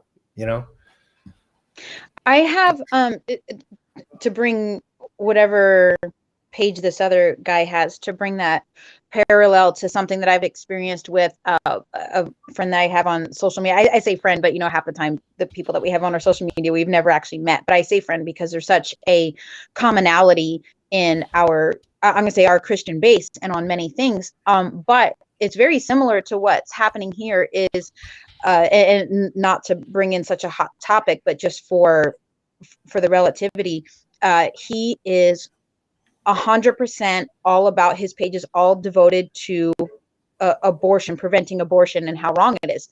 100% agree. I would devote my entire life to the same cause. However, the way he demands that everyone express their detest for that action be the same as his, and I'll just say without saying his name, that his method is to stand in front of a clinic and hold the signs and do all that. And I was, and he disregards, not only disregards, but blames people that don't do that same exact thing for being the cause or being blind to or being in agreement with the act itself. And I have gotten into so many banters with him. I said, that's not the case, because I said, each of us have a role. Let's say if that's your cause, right? Whatever your cause is, each of us have a role somewhere along that line, because that is not a one-time event, right? So where he is, what he chooses to stand his ground on, if you think of it like a river, he's at the bottom of the river pulling out people right before they go over the waterfall. But there's people all upstream that are preventing, that are building into, let's say, family structure or those type of things. So the prevention and the escape are all along the same cause, but this guy is so single-minded in that his method, like if you are not standing next to him with a sign, you're not actually helping that cause, and therefore you're a detriment to the cause, right? And I was trying to tell him, like, that's not the case at all. This can be your role. This can be your role in this. And so as this guy's arguing that you have to have, let's say, the map, you have to have this map in order to, that's not necessarily it at all. You can be somewhere else along this journey, you still be just as adamant, still be just as passionate, but not have all the pieces. Maybe your influence is in this one particular thing. So I can't even see this guy, it's so small on my phone, I can't read his name, but for this guy to be so argumentative that if you are not presenting or believe in or in agreement with exactly where he is on this river of truth, that you're somehow a shill, I believe that just undercuts the complexity of where everyone is on it, I think. Yeah, I know Stewart, I know this is getting a little bit boring for you, because it kind of just took a religious twist, and we certainly respect you being here. But as someone who kind of, I was talking about DITRH, I mean, I do have a lot of respect for these guys. I used to watch their channel and honestly still peek at their videos. I haven't seen the sign, the explanations. I must have missed the videos where they kind of went into how it works. That's the one thing I've never seen, is how a square earth would work, right? Like, I've honestly never seen it, but I mean, personally, just a quick interjection. I mean, I've never heard of the square earth. Yeah, well, so I saw bits and pieces. I don't think it was his work, but there was a guy who did a really, really good breakdown on sextants and how they can only work on a flat earth. And I looked at many, many videos of this, but the best one I saw, the guy who had the best explanation, the best understanding, it came out of someone who was a square earther, and it was chopped off, but I had seen that, right? But his argument from a flat earth standpoint still stood. Are you an atheist here? I'm trying to read. Limitless, are you okay? Did somebody hurt you? I think you hit the nail on the head there, Angelica. Yeah, I feel like he needs someone to talk to. Yeah. Jeez.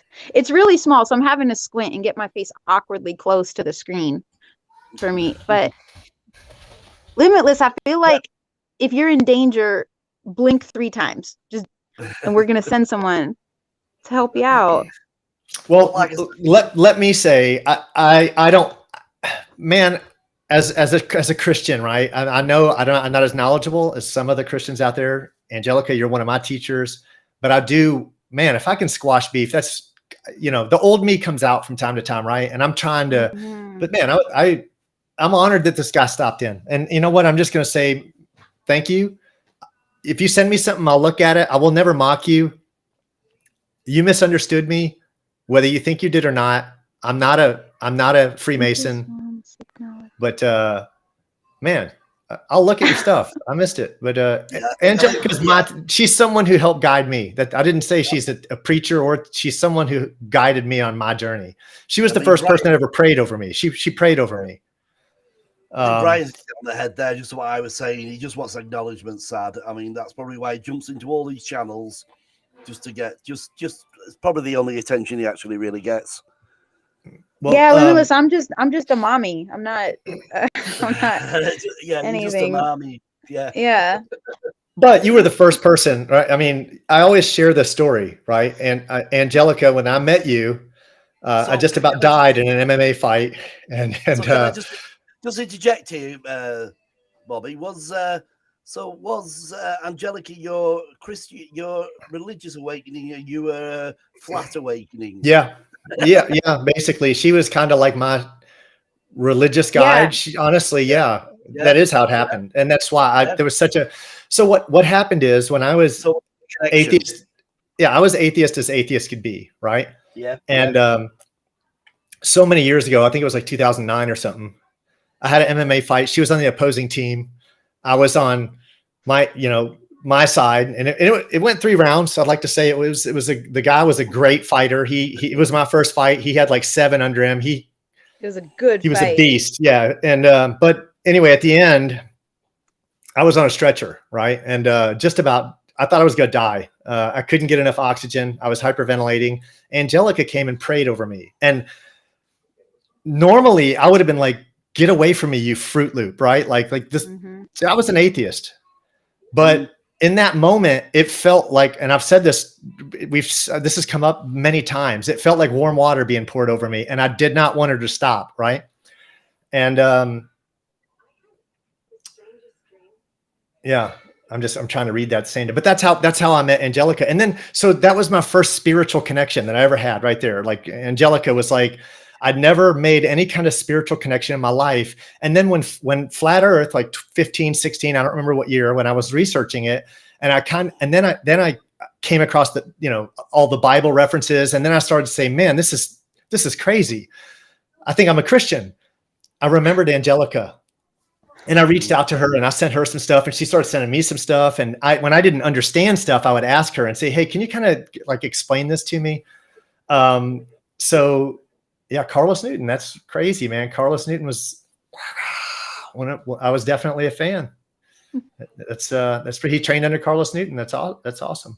I came up under Hoist Gracie. I went to 4-stripe brown under Hoist Gracie. I got that in 2011, and then under Carlos Newton. Remember Carlos Newton? Yeah, he can pull off the bikini shorts better than most women can. Yeah, that's cool. All right. Well, see, we have that in common, man. We both trained. Yeah. There's stuff we could definitely jive about, but I promise you that, get to know me before you judge me. That's all I'm saying. I'm not a Freemason. And I've enjoyed watching your channel, and I've learned stuff from you. So that would be ironic if I were a Freemason and I watched your channel and learned stuff from you, but I can assure you I have. So, well, I guess even a broke clock is right twice a day, but you'd only be able to learn a tiny bit, I think. Yeah. Yeah, man, I know exactly who Carlos Newton was. I could actually pull up videos right now that I saved of Carlos Newton. Like, I know, Stewart, you're not into this, but I've been in martial arts my whole life. That's just gone right over my head. Like, I'm assuming he's a martial artist.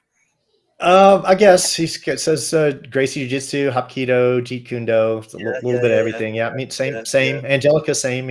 We both go way back with mixed martial arts and all that good stuff. But that's cool. It's cool to hear, man.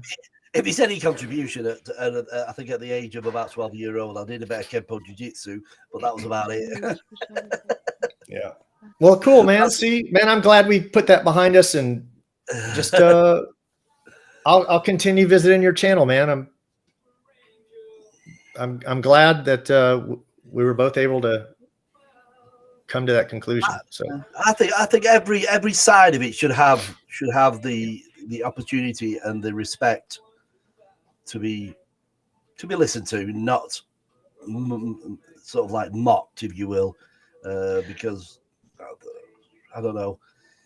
Well, you know, with that commonality that Limitless, I don't know his real name, but that he just brought to the table, to me, it makes it even easier to, let's say on the mat, you know, the mat is the neutralizer of all people. You can say or do whatever you want, but when you get on the mat, you can be the best of the best and have a bad day, good day, whatever it is. It's just a straight neutralization. And you have to have the humility and understanding that you can differ from everyone on your team politically, religiously, family, whatever. You cannot like the person, and they could teach you something or they could choke you out the same. So you, whatever pride you, I know it's cliche, but you got to check it at the door. And so with that mindset, with that understanding of training, it should be an acceptable language for such as within this circle to present something, just as like the guy that you don't like today may choke you out and you just have to accept that. That's just how the day went. And so if there's evidence that could be presented, it doesn't have to, you're all on the same team, right? And so you're all contributing something, you're all learning something. And I think if the evidence is presented in a more, I would say, neutral manner, without, you know, if someone has bravado on the mat, you automatically become the villain immediately for the rest of the team. And so the presentation, I believe, is huge. And perhaps that's where this, you know, this thread from Limitless is maybe taking on that flavor, is it seems combative in its presentation. So I'll just say that just as an observation from my perspective. But of course, the technique of a choke or a defense or whatever, it's going to be the same, but sometimes the presentation makes it more palatable. yeah. Well, that's cool. I feel better about today, right? Like, Yeah. I can go on, I can keep on enjoying their channel, you know, like I'm glad to see he came out and had a, you know, we, in my opinion, squashed that business. That's pretty cool. Man, honestly, I did, you know, so they're one of the, they're a little bit, I don't know.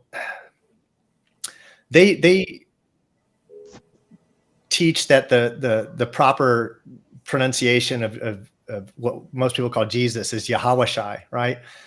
I carried this concept from them, right? And actually adopted that belief. And there are songs, there's actually Jewish songs where they sing, like if you hear Jews sing about Jesus, they use Yahweh Shai, right? Like, let me know if I'm right on this or wrong. Like, this is stuff I got watching your all stuff. And I watched, it's been a while, but I do visit from time to time. That's how I saw the Venus glitching video. But I really, man, they're knowledgeable, man. They're knowledgeable on the Bible, right? And Yahweh Shai, right? I think I'm saying it right. Yahweh Shai, right? I could be saying it wrong, but I think I'm saying it the way you guys said it. But anyway, sorry to go off the rails, but cool.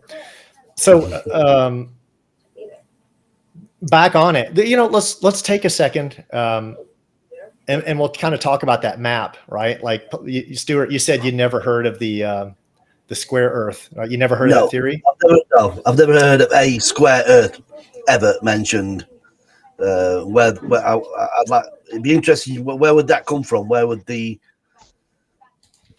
I mean, like I say, I mean, they go on about. I mean, no globe denier. I think, like you say, no globe denier would definitively say that the AE map is what we religiously go by, and that is how the Earth is, because we as globe deniers will say that there's a lot we don't know, and it's something which makes it all the more interesting. What we do know is that we are not flying through a heliocentric system, which is an impossible system. That everything as far as being flat, level, well, we're not flat with topography. We've got hills, we've got valleys, we've got whatever. So using the word flat, but we do know sort of like what our well, I certainly know what my day-to-day sort of like observations tell me, and what I can physically prove myself. But so there are as far as the AE map goes, as far as I'm concerned, that is the nearest that when you watch certain videos or whatever that explains on how everything works on a flat stationary plane. It's quite logical and it's understandable. So and why I'm with you. Like I'm with. Just as a thing as well, why everywhere within the sort of like satanic, the elite or the controllers, why they use that map? Why is the AE map one that they use everywhere? The United Nations flag. What's the airport in? I've forgotten the airport. It's in the US. Where the floor. Is it the Chicago? I'm not quite sure. Well, the floor's mapped out as an AE map with stations. Yeah. It's got stations, certain sections around the edge, depicting, in my view, and a lot of other people's views, it's depicting the bases, the global control bases around the plane that we live on. So why in so many areas is the AE map depicted as how it is? Yeah, so here's the thing. I would add this to it, right? The AE map does map like it does, right? Like honestly, in fairness, I lean to the AE map as well, right? The azimuthal equidistant map. I do. But there are claims that I haven't been able to substantiate. For example, Wolfie6020, who's a mad advocator for the globe, right? And one of the guys that's very well outspoken. He claims he can use an equatorial mount and track the sun, and from sunrise to sunset, it goes perfectly in a straight line at certain times, certain seasons, right? If that claim is true, you know, it was the day I saw him make that claim, that video. It was a very damning claim.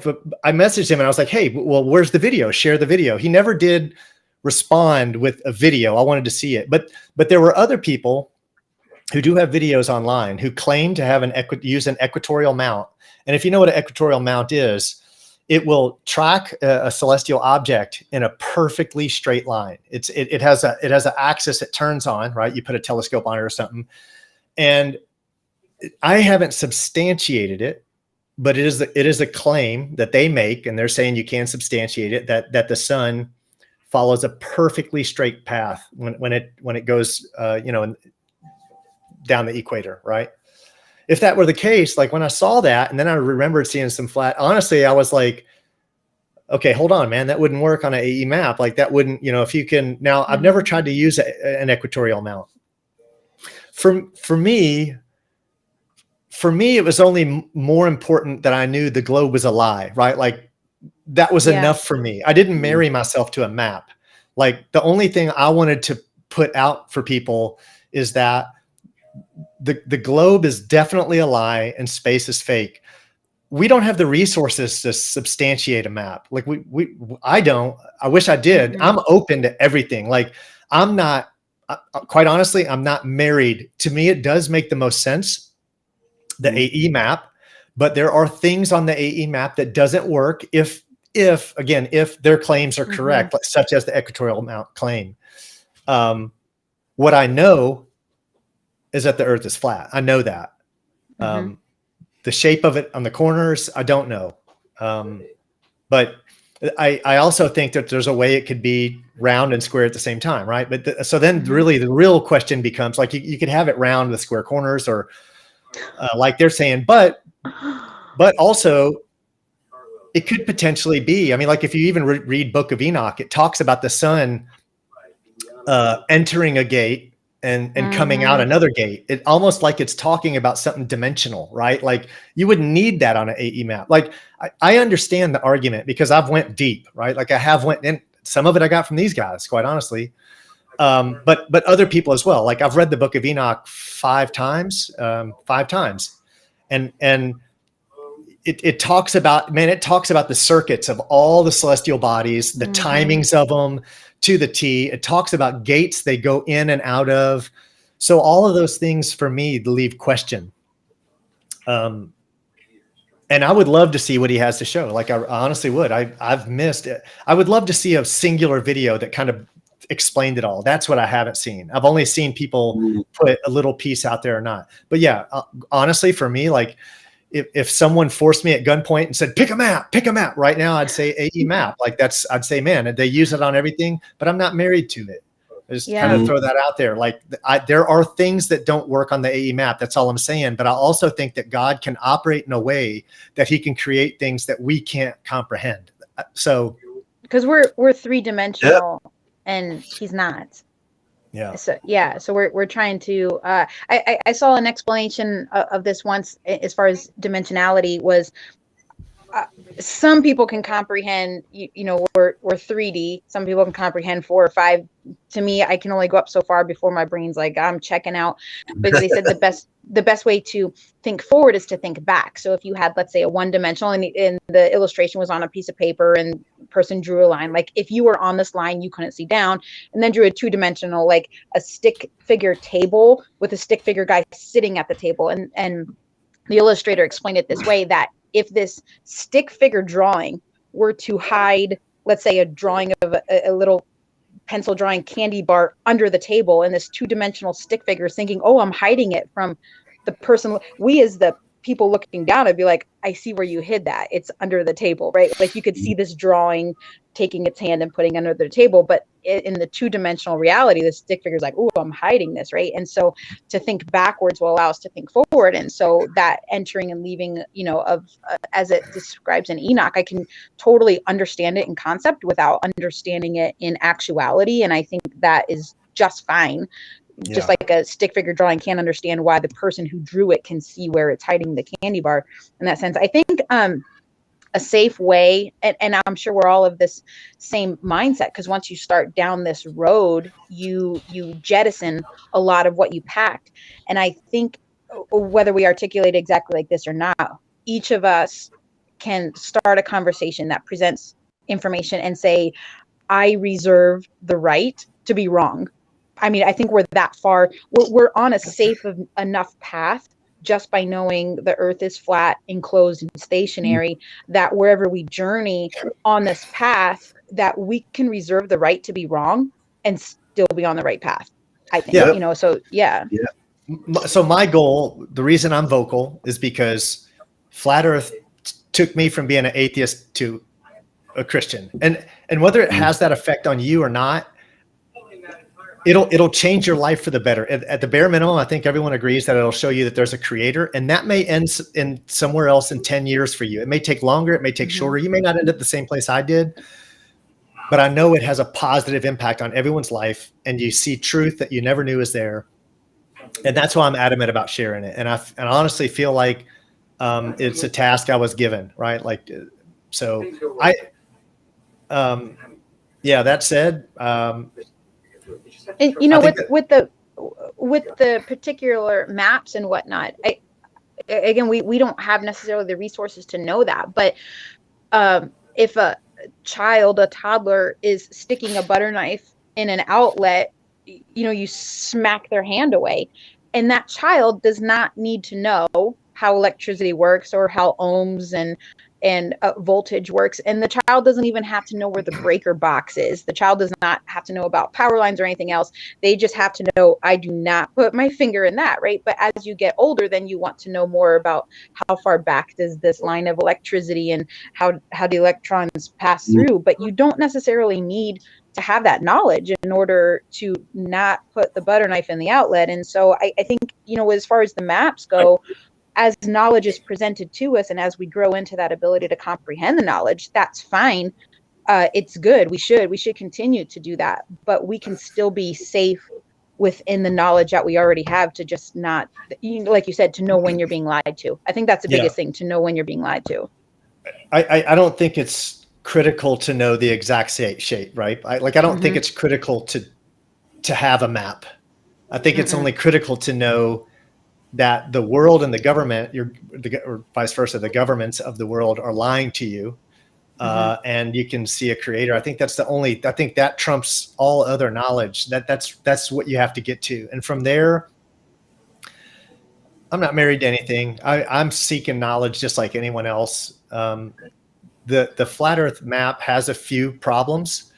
The globular model has way more, in my opinion. You see them, like when you start researching, you can see like there's no 24-hour sun in Antarctica. That's a major problem. You can't have pressure next to a vacuum. That's a problem. You can't have, well, it's like, as I said, I think I've said this before, it's like what Dave White says.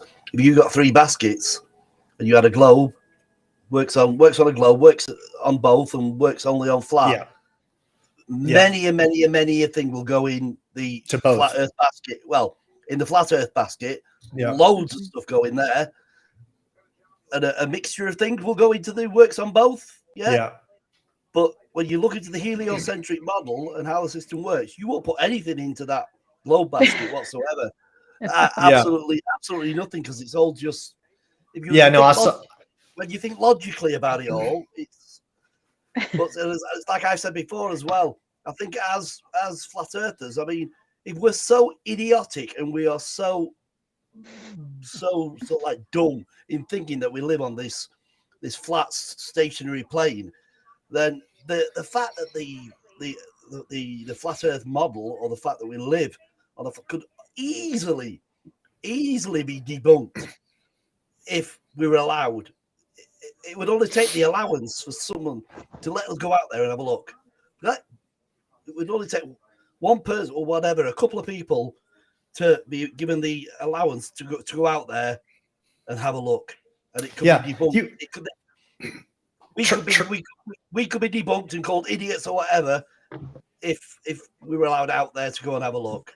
Yeah, it's much harder to prove the Earth is flat than to prove you're being lied to. It's very easy to prove you're being lied to, but the majority of people are okay with being lied to. They just go, okay, so they're lying to me about Antarctica. So there's no 24-hour sun. There's no cameras on there. That doesn't make any sense, but I'm okay with that. Okay, so they're faking space. I see SpaceX doing it. I'm doing NASA doing it, but I'm okay with that. They're not lying about space. We just happen to keep making fake videos about it, right? Like, they're lying to me about GPSs, but that's okay. As long as it works in the city, right? Whatever. Yeah. Everyone's okay with being lied to. They're okay with being lied to until it affects a mortality, and then they search for answers from the same people feeding the lies, and that can be something more, like I said, palatable, such as food, right? They're giving fake NASA videos just the same as they're giving us fake food, and it's like, this tastes good. That's fine. This is how this is the taste that I crave now, and then that's fine until you're getting chemo because you have tumors everywhere, and then you're like, shoot, I need an answer, I need help, and the same people, they're selling you the same snake oil, and I think that they're fine with being lied to until it brings them to the end of their mortality. And unfortunately, a lot of people don't see the shape of the Earth and the deception around it as connecting to that, but by the time they do, it's far too late, and they're so engulfed in it that I think that it just doesn't affect them. It doesn't hurt them enough yet. Yeah. Do I think the trip around Antarctica is 60,000 miles? I mean, I think Captain Cook logged like between 60 and 70,000 miles. That's what they say, right? I don't believe history, so I have no idea on that. I honestly have no idea. There was a that's another thing, isn't it? That history has been so corrupt. You don't know what you can believe in that either. Yeah. But there is a guy, like I tend to give more credibility to someone if they're a flat earther, right? Like, in other words, if you tell me that Captain Cook did it, but then you got a guy who's like coming out basically trashing your career, your reputation, and everything, claiming to be a flat earther. Now, I know there's double agents. You get everything. You have to weigh everything with a grain of salt. Mm. But there is a guy named Hervé, something or other. He came out on Taboo Conspiracy's channel and then on Globebusters.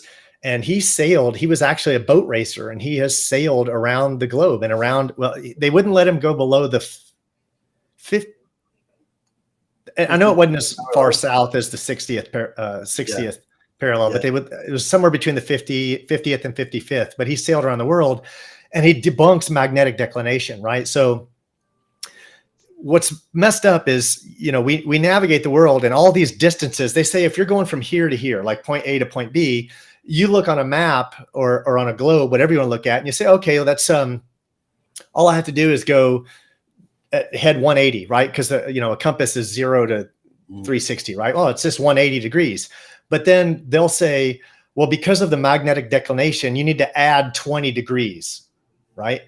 And so basically what they're telling you is that north isn't north, that the compass has all these fluctuations, all these magnetic fluctuations on Earth that bend where you have to go. So you have to change your trajectory to not match what's logical on the map. And this is something that I'm always digging, always learning, but it was about magnetic declination. And so everywhere people sail the globe, they make alterations to their course based on magnetic declination. But that's just to hide, in my opinion, a flat Earth, right? Like you're changing your course 20 degrees. What the hell? So you're not pointing at where you thought it was. You have to change 20 degrees because there's a magnetic field there that's throwing off north by 20 degrees. Well, now I'm going in a different direction, right? But no, it's the magnetic declination. So when you look at that, anyway, sorry, go ahead. Yeah. So, but that guy did claim to sail around, just beyond the 50th parallel. Yeah, I can't say for sure. I'm like I'm what you'd call a zetetic, or I believe in empirical science, what I can verify for myself. If I can't verify it for myself, it goes into the maybe bucket, right? Or a probable bucket. But I only believe in what I can do for myself. What you just described there, Bobby, reminds me of like if a doctor was going to measure a pregnant woman's belly, and you're like, no, these measurements are off because of magnetic declination. No, you got to go around the whole belly right there. That makes about as much sense. Yeah, so I watched the whole video. It was a 2-part video by Hervé. I can't remember his last name. It's like a Spanish name, but I learned a lot about magnetic declination, how it works, how they use it in circumnavigation. But yeah, I didn't know I don't know their names. There probably was a point there was. So Awake Souls is still watching. I'm very thankful. They brought up earlier the tabernacle, and again, Stewart, you're gonna be bored for this one, but most people believe the tabernacle is rectangular, right? Like that's how it's always portrayed. Do you have that idea of a rectangular tabernacle? Absolutely. Right. So I'm not saying it's not. I'm not. First off, don't need to attack me. I'm saying I take everything with, we're learning in a grain of salt. Rob Skiba was looking into the tabernacle, and some engineer that went to the Middle East, he actually went there and trying to use all the supplies that were in the supply list in the Old Testament, tried to erect the tabernacle. And he tried and couldn't do it. They kept having to add in components, right? And apparently they never say what the shape is. So anyway, he ends up building a circular one, a round one. And it worked perfectly with the parts list that you're given. I guess he was saying, if I understood it right, he said that parts list was right out of the Bible. I could be wrong about that. Don't quote me, but it's an amazing video to watch. And I think it's worth, I think anyone searching for truth should look at all arguments, right? Like you should look at that argument, but he just said it worked perfectly. Like the moment he made it a circle, And he kind of felt it was representative of the firmament. Like that's what that, and I don't remember that engineer's name, but Rob Skiba was really impressed with it. And I've always learned a lot from Rob Skiba.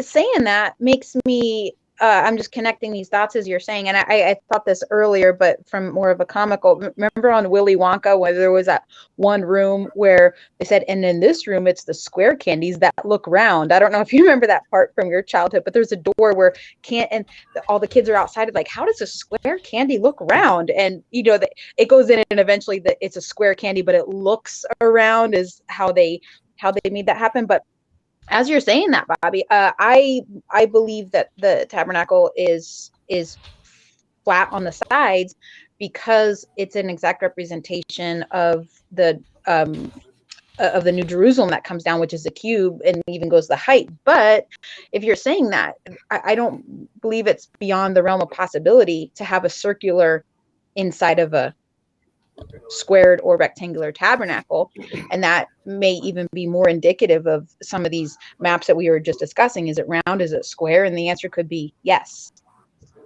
Yeah, so I'm totally with that, right? Like I think that we could spend our entire lives trying to comprehend something, and it's beyond our comprehension. Like I believe that as well. I don't think we're ever going to have all the answers. It's easy to see the globe doesn't work. There are pieces of flat Earth that don't work on an AE map, and I know that. Mm-hmm. Like I know that. Period. Well, I don't want to say don't work. That's wrong technology. I should say that I don't understand. Right. Mm-hmm. That I personally haven't figured out, but that leaves me open. Right. That does leave me open, and I'll never stop searching for truth wherever that takes me. I will never be married. I only know that I'll never be married to a map. Well, it's like if your expertise is I have very limited juvenile knowledge in your level of IT and everything. And so if I have an electronic device, even a DVD player that starts to bog down, to me it's broken. Like that, there's no hope for it. It's broken. And someone like you may come along like, oh, I can fix this.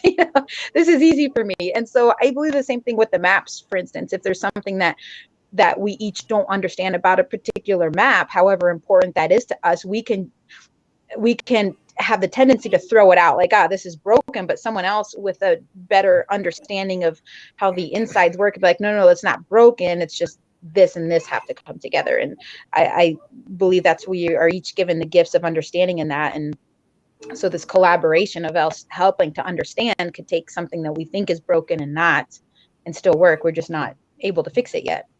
Yeah. Right, guys, sorry, I'm gonna have to come in here. We have got over the 2-hour mark here, and I am so many hours ahead of you on Christmas Eve. Yeah. And yes. Last one before you go. Last one. So we'll wrap on this. Because did you do you follow Nathan Thompson at all? Now and again. Yeah. Yeah, he's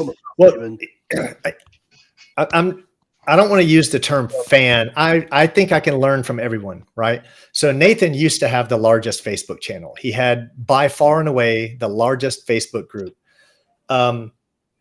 What I respect him for is Danny Faulkner. You know who that is? The physicist Danny Faulkner. So Danny Faulkner came out and on a broadcast and said, these people just don't know how to argue flat Earth. He's like, they just don't have all the answers. He goes, I've never had an argument I couldn't answer. Right.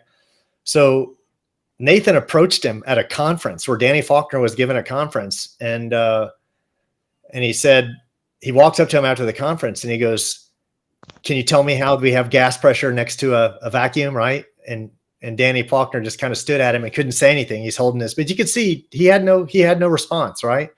And Nathan kind of looks at the camera and is like, Danny Faulkner profits from the lies, whatever, and just called him out right to his face, right? Like when he was sat in a pew or something. He was sat down in the pew there, wasn't he? Yeah, he was sitting down. Yeah, that's it. That's the one, right? So Nathan so that was Nathan.